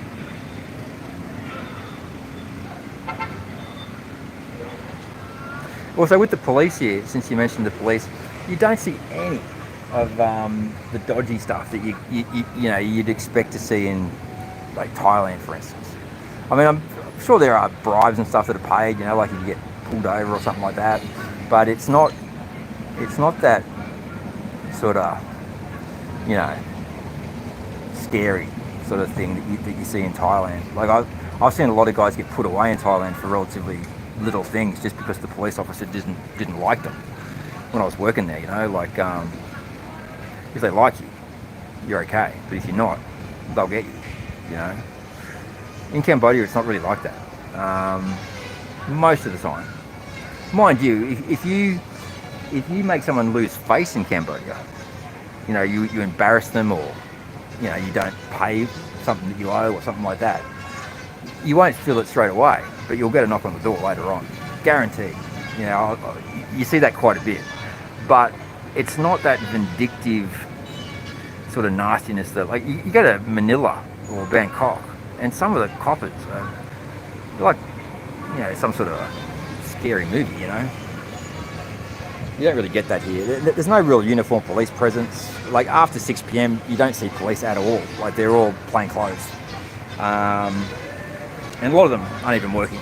You know, it's that peaceful a place.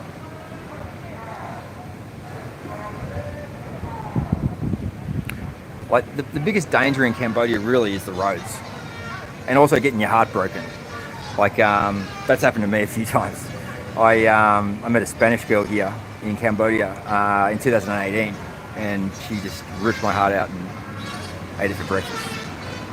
But also the Khmer as well, because they're such adorable people. You know, you can easily fall in love with one because they're not, you know, they're physically beautiful, but they're just adorable to talk to.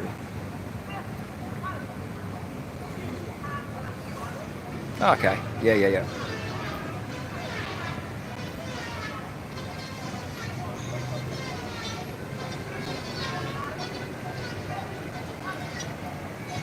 Did you go to Angkor Wat when you were here last time? You go and see the temples?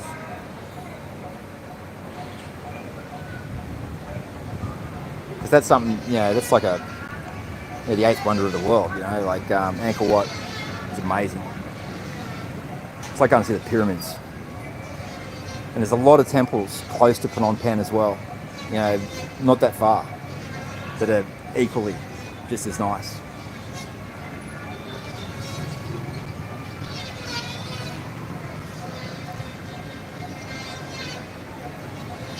Okay, so you did the sunrise over Angkor Wat?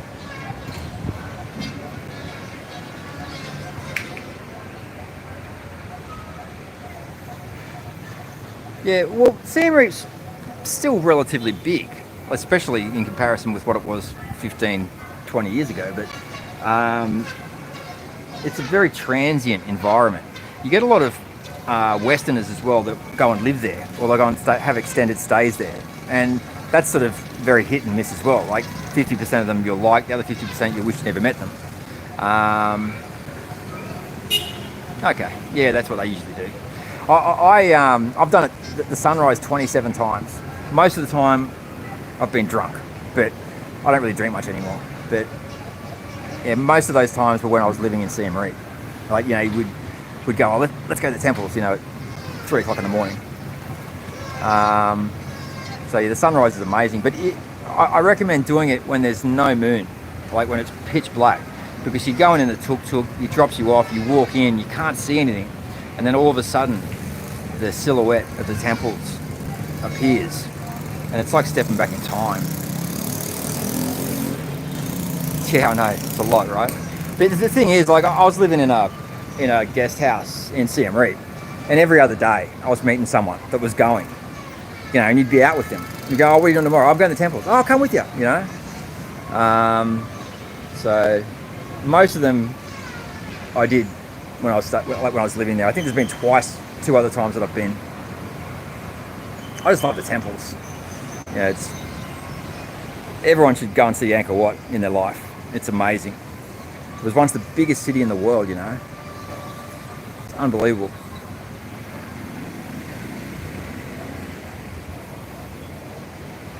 Like, you spend your whole time there, like, you know, how did they get those rocks up there, you know? Like, it's, must have been a lot of elephants involved.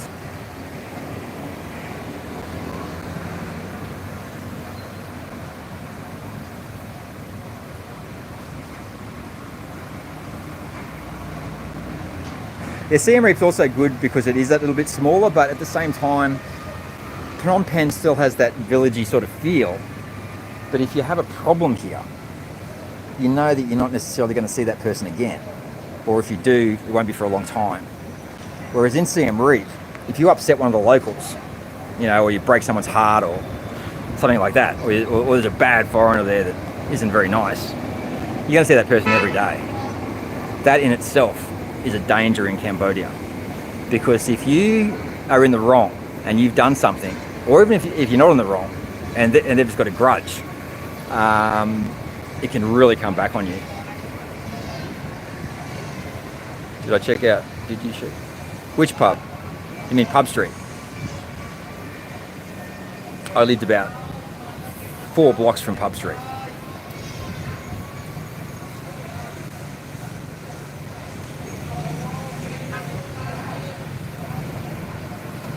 Pub Street in Siem Reap is awesome. Also, if you are in Cambodia for New Year's Eve or Chinese New Year, you have to go to Pub Street in Siem Reap. It's like Amsterdam on Queen's Day. It's like if the people are going in a certain direction down one street, the only way to go the other way is to crowd surf. That's how many people end up there.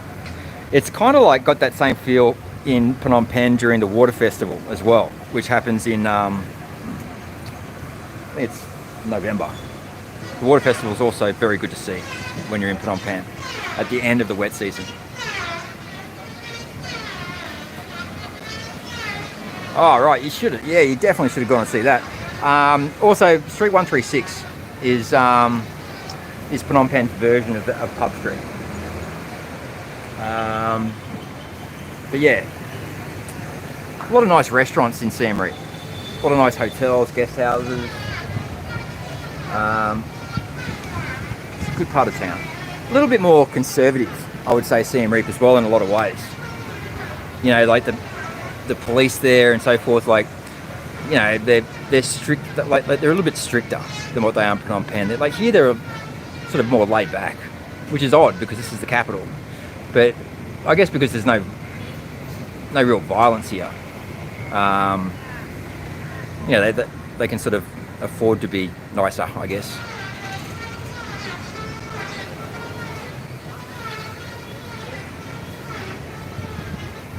You see a lot of Westerners, you know, the biggest thing that people come unstuck with the locals here is if you're mean to them or if you do something that's not right.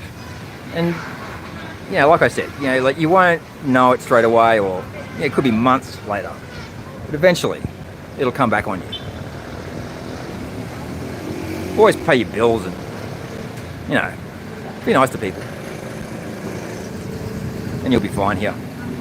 I mean, there's an Englishman that's missing here at the moment, and that does happen occasionally in Cambodia.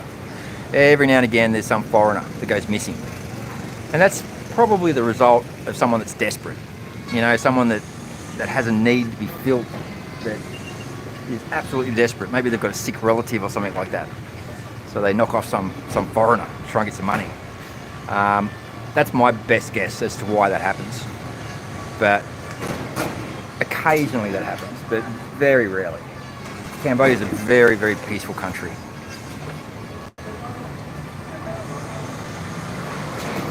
It's a real privilege to live amongst the Khmer. Like, I often look at myself in the mirror and think, you know,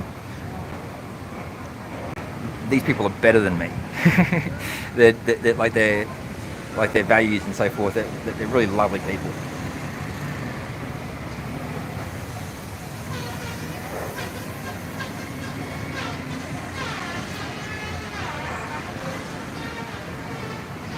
Well, I wouldn't say the whole of Siem Reap, but you know, if you did something really, really nasty to one, it's going to get around. They're going to find out.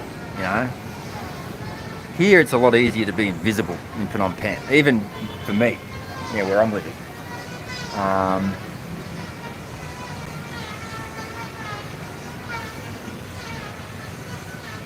Yeah, no, you definitely got to come back. And when you come back, you've got to go to Koh Rong. Go to Koh Rong, go to Koh Rong Sam Loam, go to both. And the reason I say go to both is because Koh Rong is busier, so you'll party there a bit. Koh Rong Sam Loam's quieter, but it's got this big horseshoe bay, which is like a giant bath, like warm bath. And you go out there with your champagne bucket, with champagne or beer or whatever you want, and you just go and lay out in it. And you can literally walk out, you know, like a kilometre out in the water, and you're only like up to your waist. Every now and again you'll see a big barracuda swing by, which makes you a bit nervous. But apart from that, there's no sharks, you know, so you can quite comfortably go out and just, yeah, it's beautiful. Just make sure you take lots of suntan cream, because yeah, Koh Rong's the sort of place in Koh Rong Sam Loam that you can get really badly sunburned if you don't watch yourself. But lots of beautiful wildlife as well, and there are some nice spots over there to go diving if you're into your diving. And thank you for watching my channel.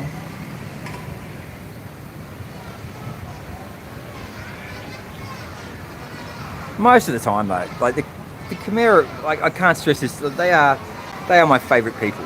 They really are. Even the ones, like I've said before, even the ones that are mean make us look like monsters. You know, even the mean ones are nice. Even the ones that don't like you are nice about it.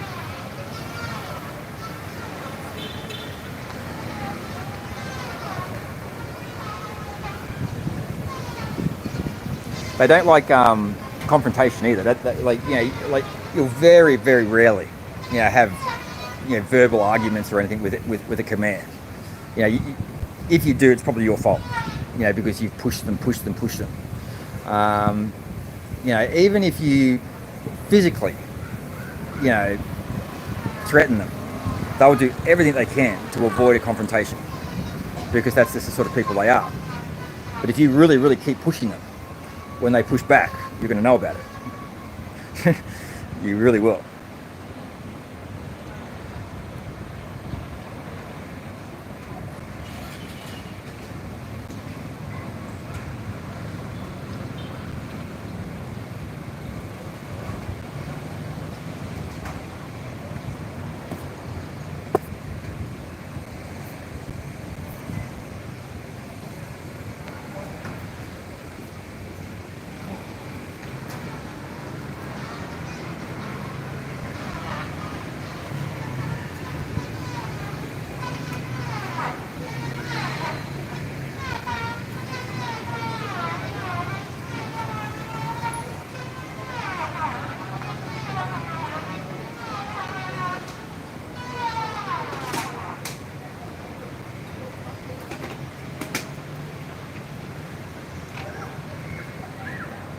Even when you're in Thailand, you know, you've probably got about a 75% chance of getting a tuk-tuk driver that'll rip you off there.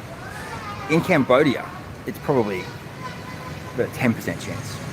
You know, like 1 in 10 will be sort of a bit dodgy. But most of the tuk-tuk drivers here will defend you with their life. If you're their customer, they'll do everything they can to make your stay in Cambodia a pleasurable experience. Yeah, $5 is big money to these people. Yeah, you know, $5 in Cambodia goes a long way for a tuk-tuk driver. So, you know, the odd $5 tip here and there, you know, they'll think you're God if you do that, literally. And you'll be putting the money towards a good cause, because most of these people are family people. You know, like they've got kids, and sick relatives, and all that sort of stuff.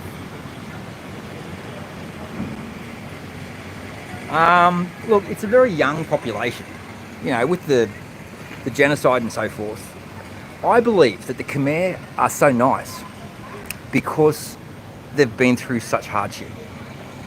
You know, they lost a whole generation of people. You know, the young people never had an opportunity to heal from that. So they really, like, I cry here often. Like I'll have a conversation with someone and I'll walk away and there'll be tears in my eyes, because some of the stories that you hear, you know, of lost relatives, of all that sort of stuff. There's actually a show out here that they have on television. You can watch it on YouTube. It's kind of like This Is Your Life type thing, but it reunites family members that were lost during the Khmer Rouge. If you watch that, I guarantee you'll bawl your eyes out, because they do a really good job of reuniting the families. But what happened here? You know, it's disgusting that we don't hear more about it, because it was born in the West and brushed under the carpet. You know, like it's right up there with what, you know, the Nazis did. You know, it's in some ways it's even worse. And like such lovely people. Like I can't stress it to you enough. Like if you haven't been to Cambodia and you're coming, you expect to fall in love with the people of Cambodia. The Khmer are a special people. And it's not that the Thais or the Vietnamese are not nice people too. They are. But the Khmer are like, they're just on another level. I've never met so many good people in my life as what I've met here. Like, and also, like, I mean, I've been doing it tough here. There are ones here. Yeah, there are people here, like my mango lady, for instance, or my landlord from across the road. You know, the apartment I moved out of. These people, you know, they're not rich people, but they've gone out of their way to try and make sure that I'm okay. You know, I mean, I couldn't afford to pay my rent over there. I felt so bad for moving out of that apartment. You know, I cannot stress this to you enough. And that's one thing that will happen to you here is you'll come here, and you'll do stuff that isn't necessarily that bad, but on their level, it just makes you look like, you know, you could have done better. You get that a bit.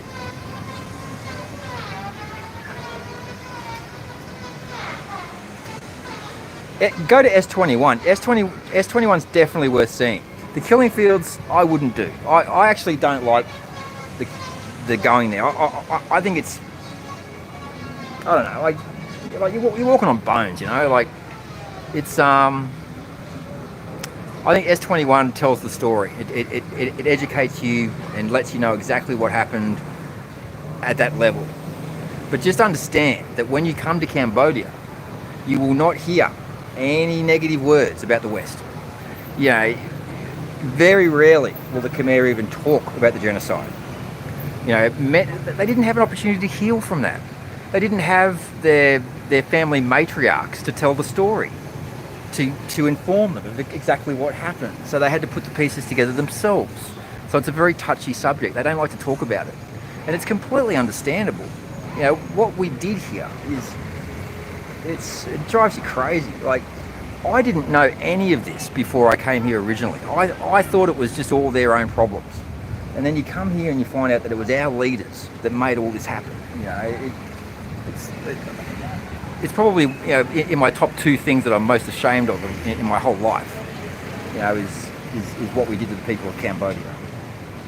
Like, I wish that I could beat Henry Kissinger to death too, you know. Like, I completely understand where Anthony Bourdain was coming from.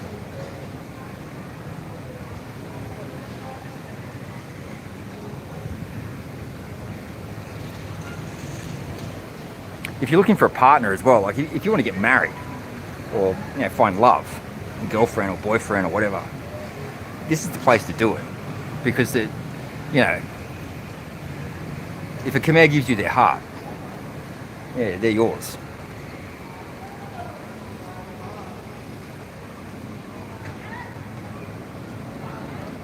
It's got to pick the right one as well. I mean, you get good and bad everywhere. But there's a lot of people here that just melt your heart, you know.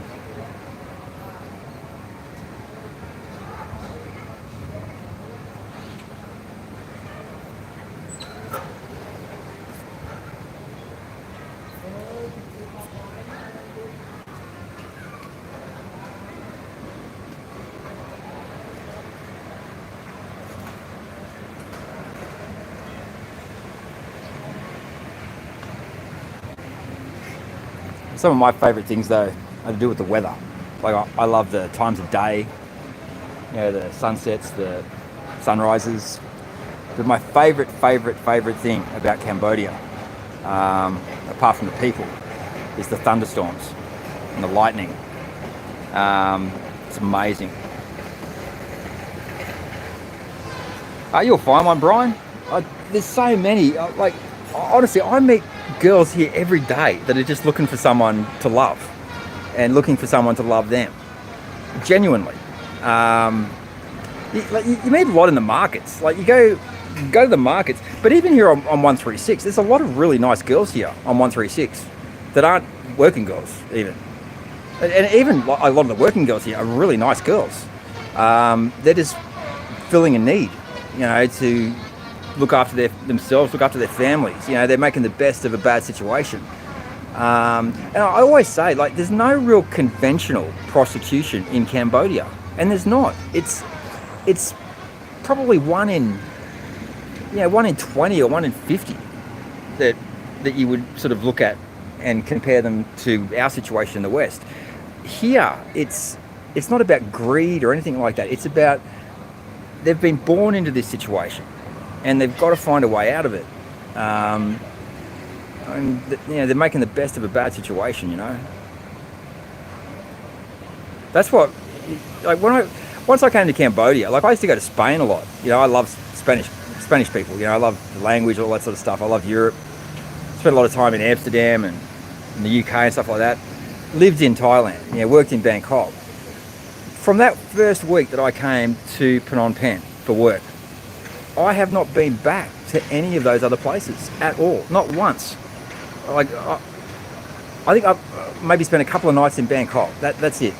Apart from that, going back after that week working in Cambodia, I quit that job not that long after that, and I came to Cambodia, and I have not been anywhere else. Actually, no, I've been to Phuket. I went to Phuket for a week, just before COVID.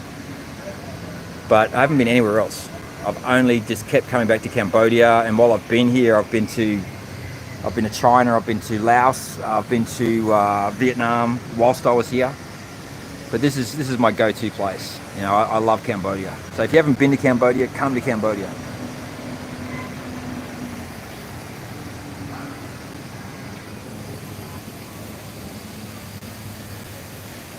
Yeah, look, if you come here, you'll be surprised. Like, it's a numbers game as well. Like with love, or just life in general, you want to be getting lots of hits. You want to be like Google, always meeting lots of people. You don't want to be like some, backyard lawnmower joint out the back of the suburbs that doesn't, nobody ever looks at. And that's the thing about Cambodia. Like, when you come here, you're not just meeting the local Khmer.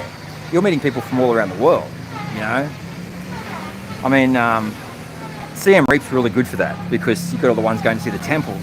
But even here in Phnom Penh, you've just got a real transient crowd of people, ones that are coming here to work, ones that are coming here to holiday, ones that are coming here to retire. You meet people from all around the world. I mean, you could come to Cambodia and meet someone from America,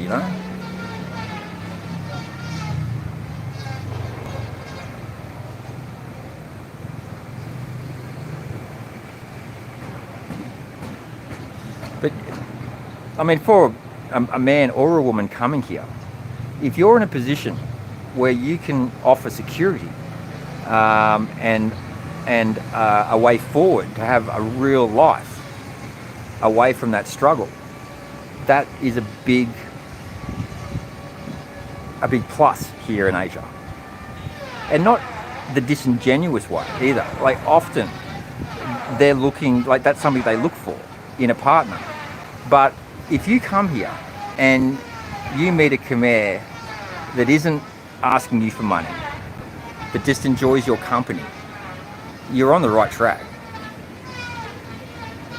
Coffee place across the sun and moon, feel good cafe, awesome staff and coffees. I have actually been there, but I've never had their coffees. No, I had someone that was there not that long ago, and I went and sat with them, but I didn't have a coffee. But I will. I just haven't had the means lately. I've kind of been a little bit broke. But yeah, it's a nice little stretch, that little part of town there. That's just sort of just down the road. You can see it there almost.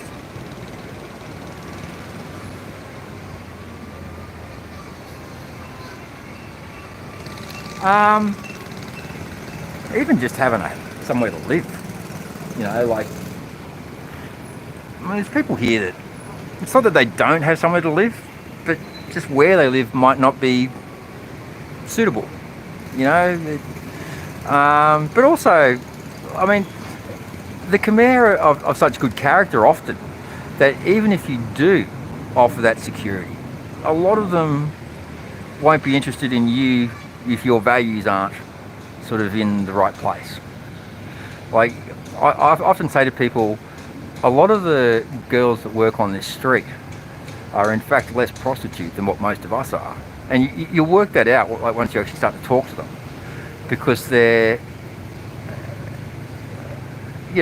hold the bar pretty high. A lot of them, not all of them, but a lot of them do. They're that true Buddhist mentality of, do unto others as you would do unto yourself. Like, they're you know, if you take your shirt off in public, they'll look down their noses at you like some Cheshire cat, you know. They're conservative, and it's a nice conservative. The sort of conservative that you want to bring your kids up in. Ballista elephant. Is that the one?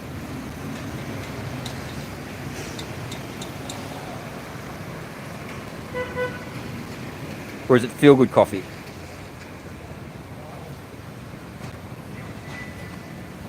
Where is Ballista Elephant?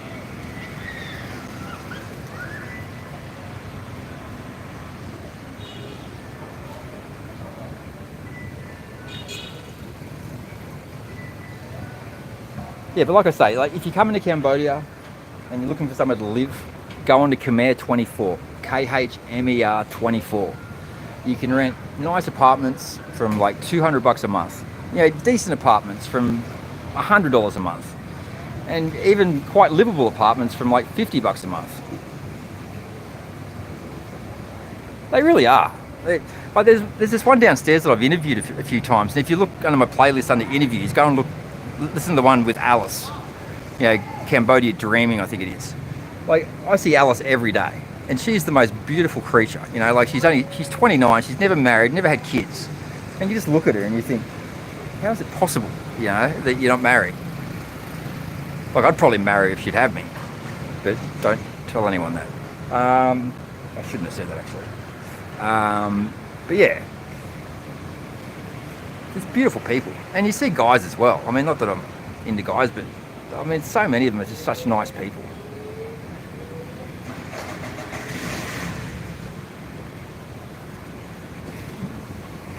Was a revolutionary.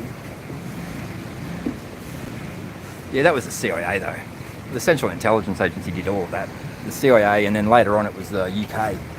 They lie to us, you know. They just make it up. It's once you get to know the true history. Like I've done a lot of research into this, and it was the CIA that supported the Khmer Rouge. They gave rise to the Khmer Rouge, then they knowingly abandoned the Khmer, and then after the genocide, they came back in. With the CIA and SAS. So it was Margaret Thatcher and Ronald Reagan. After the Khmer Rouge had killed 3 million people, they still supported the Khmer Rouge. They snuck in over the border down at Trat, and they armed and trained them. If you go and, I've got a heap of literature on this, all the statements from the guys that were involved, and they're all saying, oh, you know, we weren't into training baby killers. You know, they sent us in over the border to go in and do this, and we weren't happy about it, you know. Yeah, okay, no worries, Brian. Have a good one, mate. Thank you for watching. They just lie to us constantly. It's just trick us into perpetual war. It's just, drives you crazy. No worries, Brian. I'll talk to you soon, mate. I can't believe you've been on here for like 2 hours.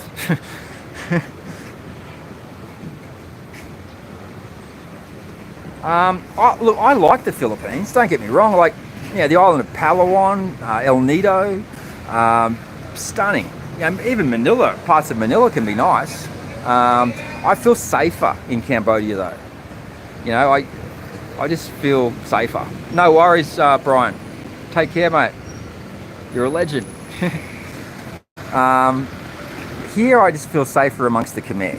I know that if I do the right thing by them, 99.999% of the time, it's going to be reciprocated. In the Philippines, sometimes I just feel, not that the Filipino people are bad, but there is an element in the Philippines that's scary. And I get that same feeling in Thailand as well.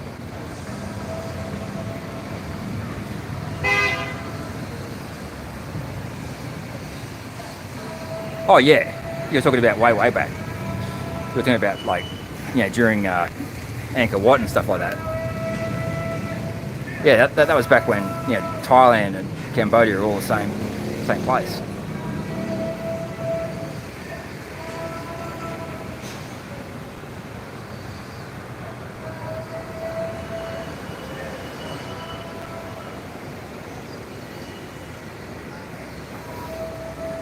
Yeah, but in Thailand or the Philippines, you're going to feel it when they rip you off. Here, you almost want to give them the money because they're that bloody nice. And the actual money or the amount that you're getting ripped off is often so ridiculously low. It's like when you live here long term, you really start to realize what they value. It's and also how far just a little bit of money can go for them. You know, like, I mean, I know people that live here that are making like $80 a month, and that's their total income.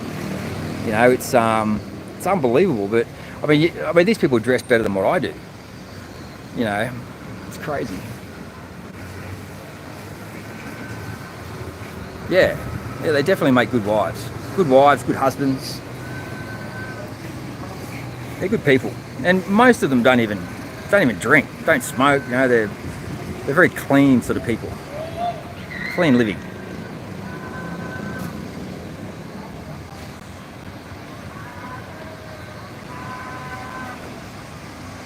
The other thing about Cambodia as well is like a lot of them will do accounts, like you know, if you go somewhere regularly, you know, instead of not taking your business this week, they'll say, I'll pay next week or pay next month. You'd never get that in Thailand, like never. But here, you develop those connections, you know. That's why, like, whenever I disappoint one or I can't help them or I let them down or whatever, I always feel really bad here because they're just so nice to me.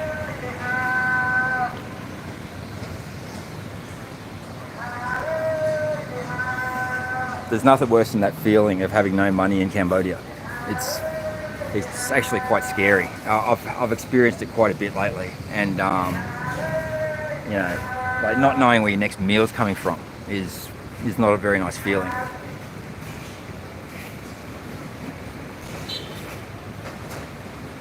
Yeah, come here. Seriously, if you come here, I will take you out myself. Come to Cambodia. It's cheap. The people are lovely. The islands off the coast are beautiful. The nightlife's just, you've got to see it to believe it.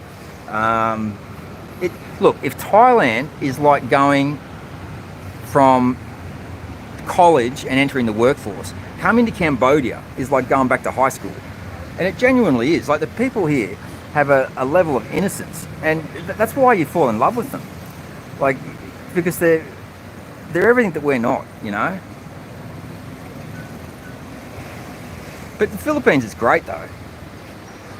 I like the Philippines too, especially Palawan. I had a week on Palawan. I loved it.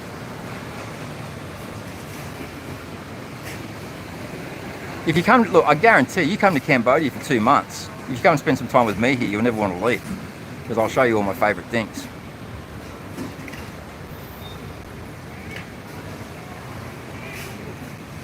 You get a lot of Western blokes that come here that end up getting married as well.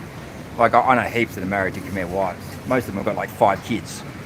You know, you can buy a block of land here, like 5 acres, for like $2,000, $3,000, $4,000, $5,000. You put a house on it for like $10,000, $15,000, $20,000. Go and watch my Cambodia dreaming video and listen to the interviews that I do with Alice about buying a house out in the provinces. But you can even buy apartments in Phnom Penh for like 20 grand, you know, like decent apartments. Really nice ones for like, you know, 40, 50. And you can rent really, really nice apartments for, you know, maybe $250, $300, $400, $500. You know, you're spending $500, $600 a month, you're getting like a palace, you know.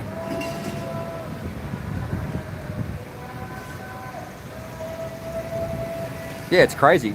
Mate, you can buy 5-acre blocks. Like, you know, if well here they measure it in length by width. So you can buy a block of land that's, you know, 20 meters by 100 meters. Well, you know, for $3,000, $4,000, $5,000. And I'm talking like within an hour of Phnom Penh, not that far. You know, even towards the coast. We're allowed to buy strata title apartments, and I believe we can also now, the rules have changed, and we can also buy houses on land and own the land. But we can't own ground floor apartments and anything that's not strata title unless you've got a Khmer partner or wife. No, US dollar, yeah, US dollar. US dollar. So like if you came here and you married a Khmer girl and you wanted to buy a block of land, like you could literally, you know, buy a block of land and build a house for like 25 grand. That's everything covered. It's very cheap. Good place to come and start a family. You know, but remember, if you marry a Khmer girl, you're marrying the whole family.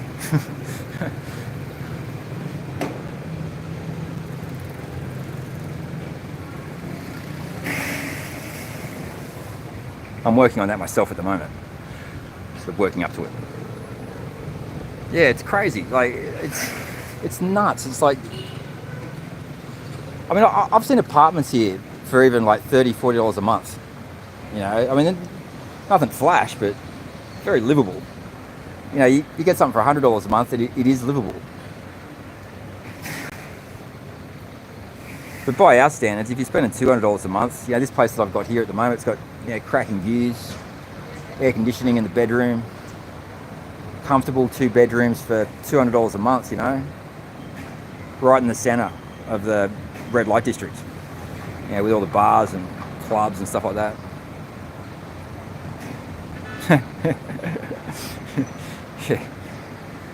Yeah, mine didn't, thank God.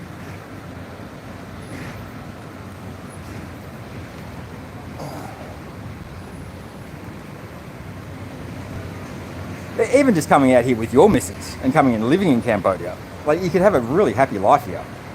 It's if you've been to Australia, Cambodia, Phnom Penh reminds me of Amsterdam crossed with Nimbin in Australia.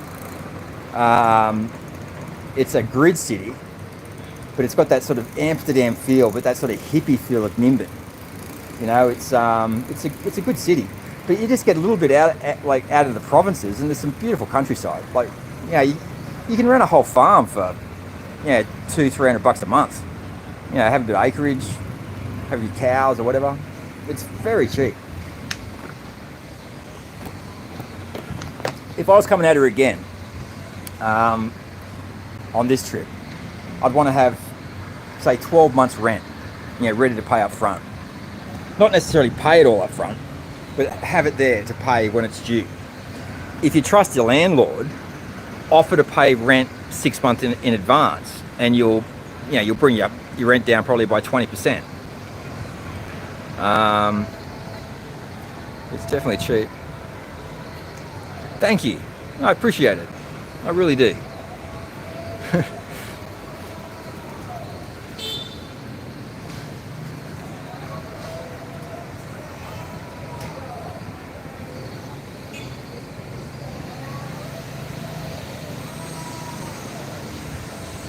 Yeah, well, I mean, there's a lot of people will be. I mean, van life's really taken off at the moment because people just can't afford to buy houses.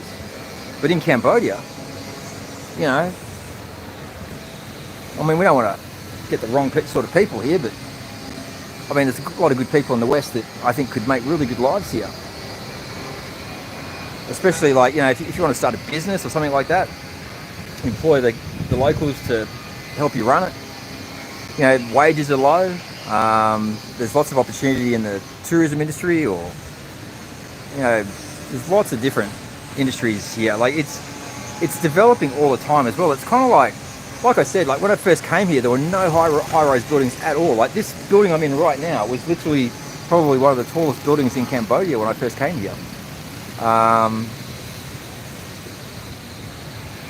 Like they've probably put up 600 high-rise buildings in the last 10 years. It's just amazing how quickly it's growing.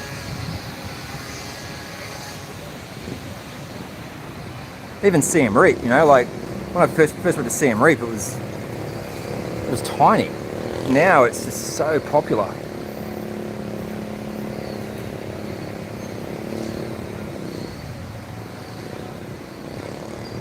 And you get down to, like, you know, places like Kampot or Kep, and nobody used to go there. You know, that was that was really off the beaten track. But now, you know, it's because it's near the water. There's so many people that like to live down there on the river or live down there by the sea. You know, it's like being able to have a coastal sort of getaway on a budget. So you can see, you know, 20, 30 years from now, it's probably all going to change. So now's the time, you know, like this next sort of 10, 15 years, if you want to get your foot in the door in Cambodia, now's the time. And there's also opportunities here to get citizenship and stuff like that as well. Surprisingly sort of low entry level as well. If you've got a little bit of money, it helps. But yeah, I highly recommend Cambodia. It's definitely my happy place.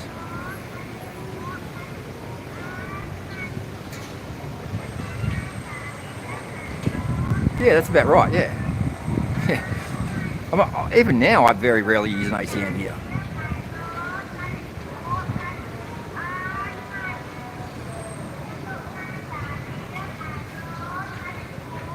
Yeah, it was. It was. Look, it wasn't necessarily that much different in a lot of ways. There's a lot about Cambodia that has not changed, but there's an awful lot of infrastructure here now. Like, when I first came here, the trip from Sihanoukville to Phnom Penh was like 9 hours, you know, and there were bridges missing and all sorts of stuff, you know, like it was crazy.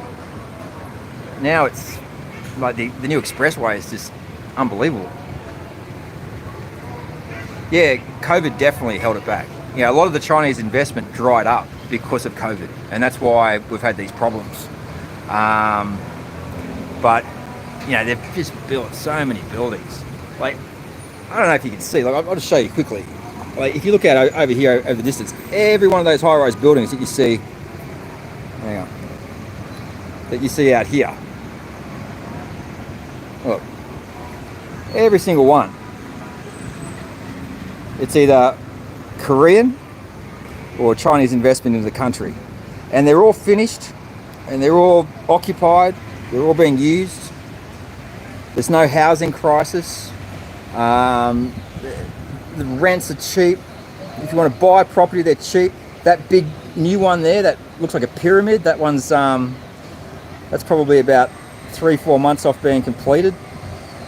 That wasn't there last time I looked. But yeah, all the high-rise buildings, like this building I'm in right now, was literally probably in the top 10% of the highest buildings in the whole city.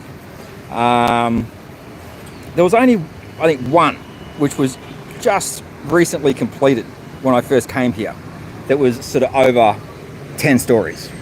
All the rest of them, they were all, you know, 4, 5, 6 stories.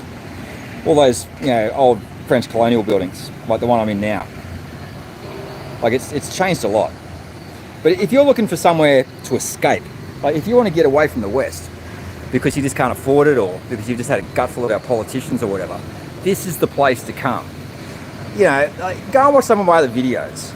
Like, you can go to a nightclub and you can take your beer outside and nobody even cares.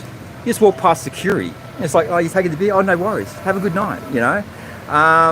There is no big uniformed police presence. There is no violence on the street. There is no... It's very proper, but in a fun way, you know? Like, the Khmer are just lovely people. And if you want to meet a partner, like, I can't stress this to you enough, leave where you are and come here. Because here, there are just so many. It's almost impossible. 1, to be lonely, and 2, to be single. Like, you got to meet someone here. Doesn't matter who you are, you will. I guarantee it. Yeah, I'm here as well, so you can come and hold me accountable if you can't meet one.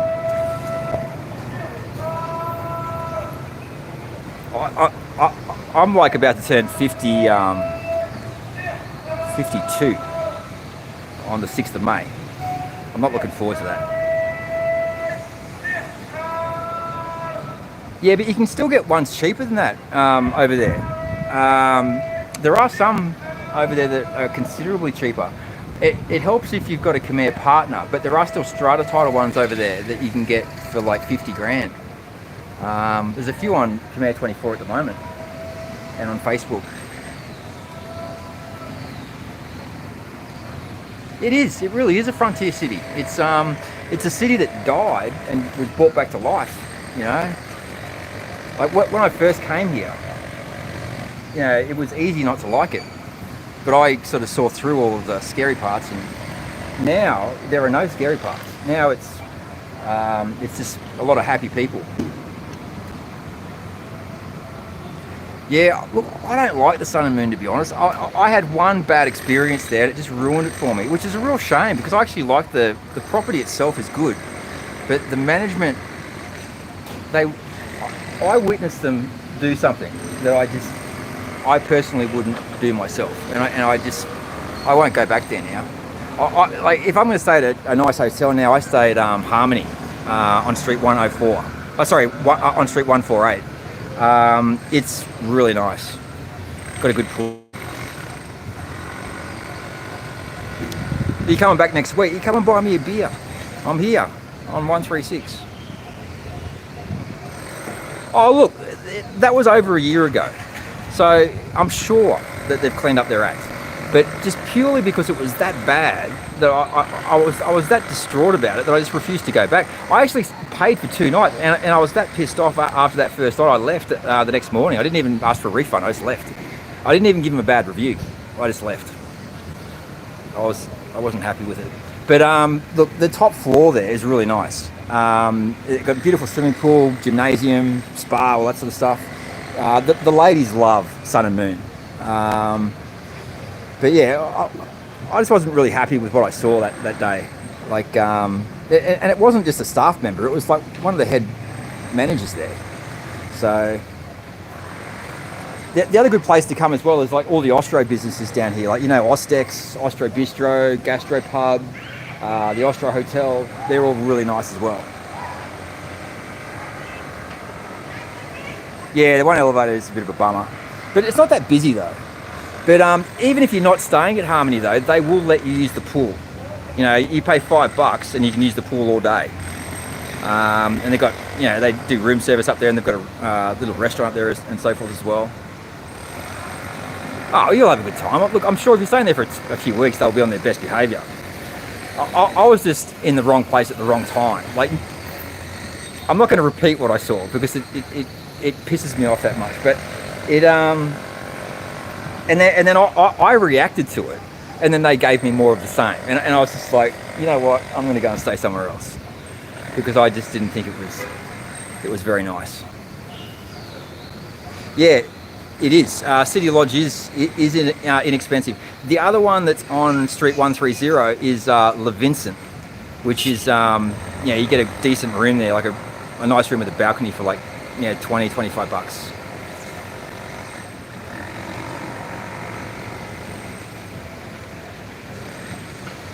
And, you know, with Sun and Moon as well, the rest of the staff were fine. It's just that one experience that I had was just rude, and it just didn't make any sense to me, you know. I think the guy was having a really bad day or something. I'm sure that was just a one-off, so don't let it put you off. But I do love Harmony though. I like that end of town as well, close to the Royal Palace, and all of the rooms at Harmony as well that have the balconies have views of the Royal Palace, so it's really nice.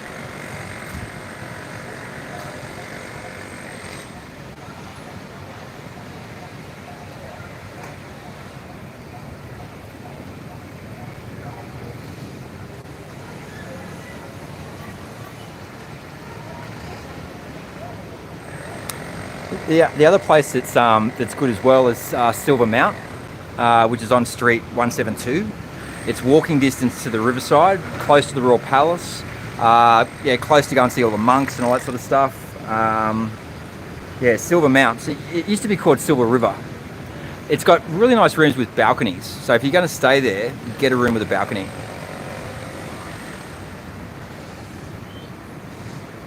Well, you know, if you're coming, if you want someone to go out and have a few drinks with, I'm definitely up for that. I'm always here. Like, I very rarely leave.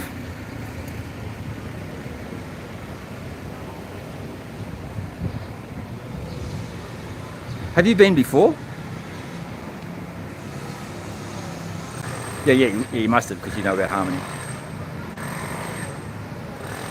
3 nights is never enough in Cambodia. If you're coming, I always like triple it. Okay, 3 nights is how long I want. So 3 nights to recover, and then three nights to get over your new long lost love that you're about to have.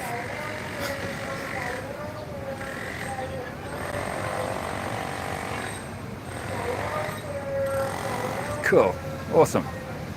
Thank you for visiting Cambodia. I'm always keen for more people to come. You know, well, that's the thing. Like you go to Thailand or whatever. I mean, there's always too many people. You know, that's the problem. They're spoilt for people coming. They're here. They really appreciate you. You know, and there's a level of desperation in Cambodia as well, which is just on another level. So they really want to try and look after you. Oh man, I'd really appreciate it right now. I'm financially challenged for the next sort of 60 days. So.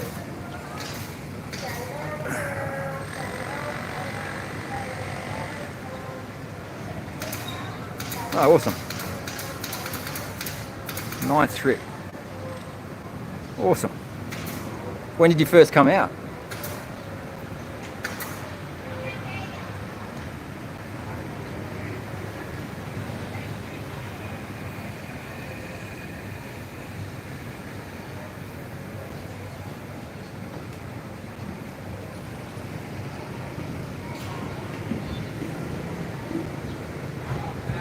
It's funny, when I'm here alone, I don't drink at all.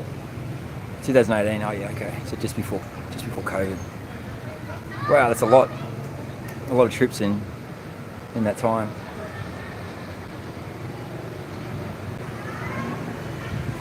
Yeah, I stumbled across it. I was working in Bangkok for a finance company, and my boss goes to me, I need you to go to Phnom Penh for a week. And I was like, Phnom Penh? I'm like, that's Cambodia. I'm like, am I going to be safe there? He's like, yeah, you'll be fine. And I hadn't even left the airport, and I'd fallen in love with Cambodia. That was the start of 2004.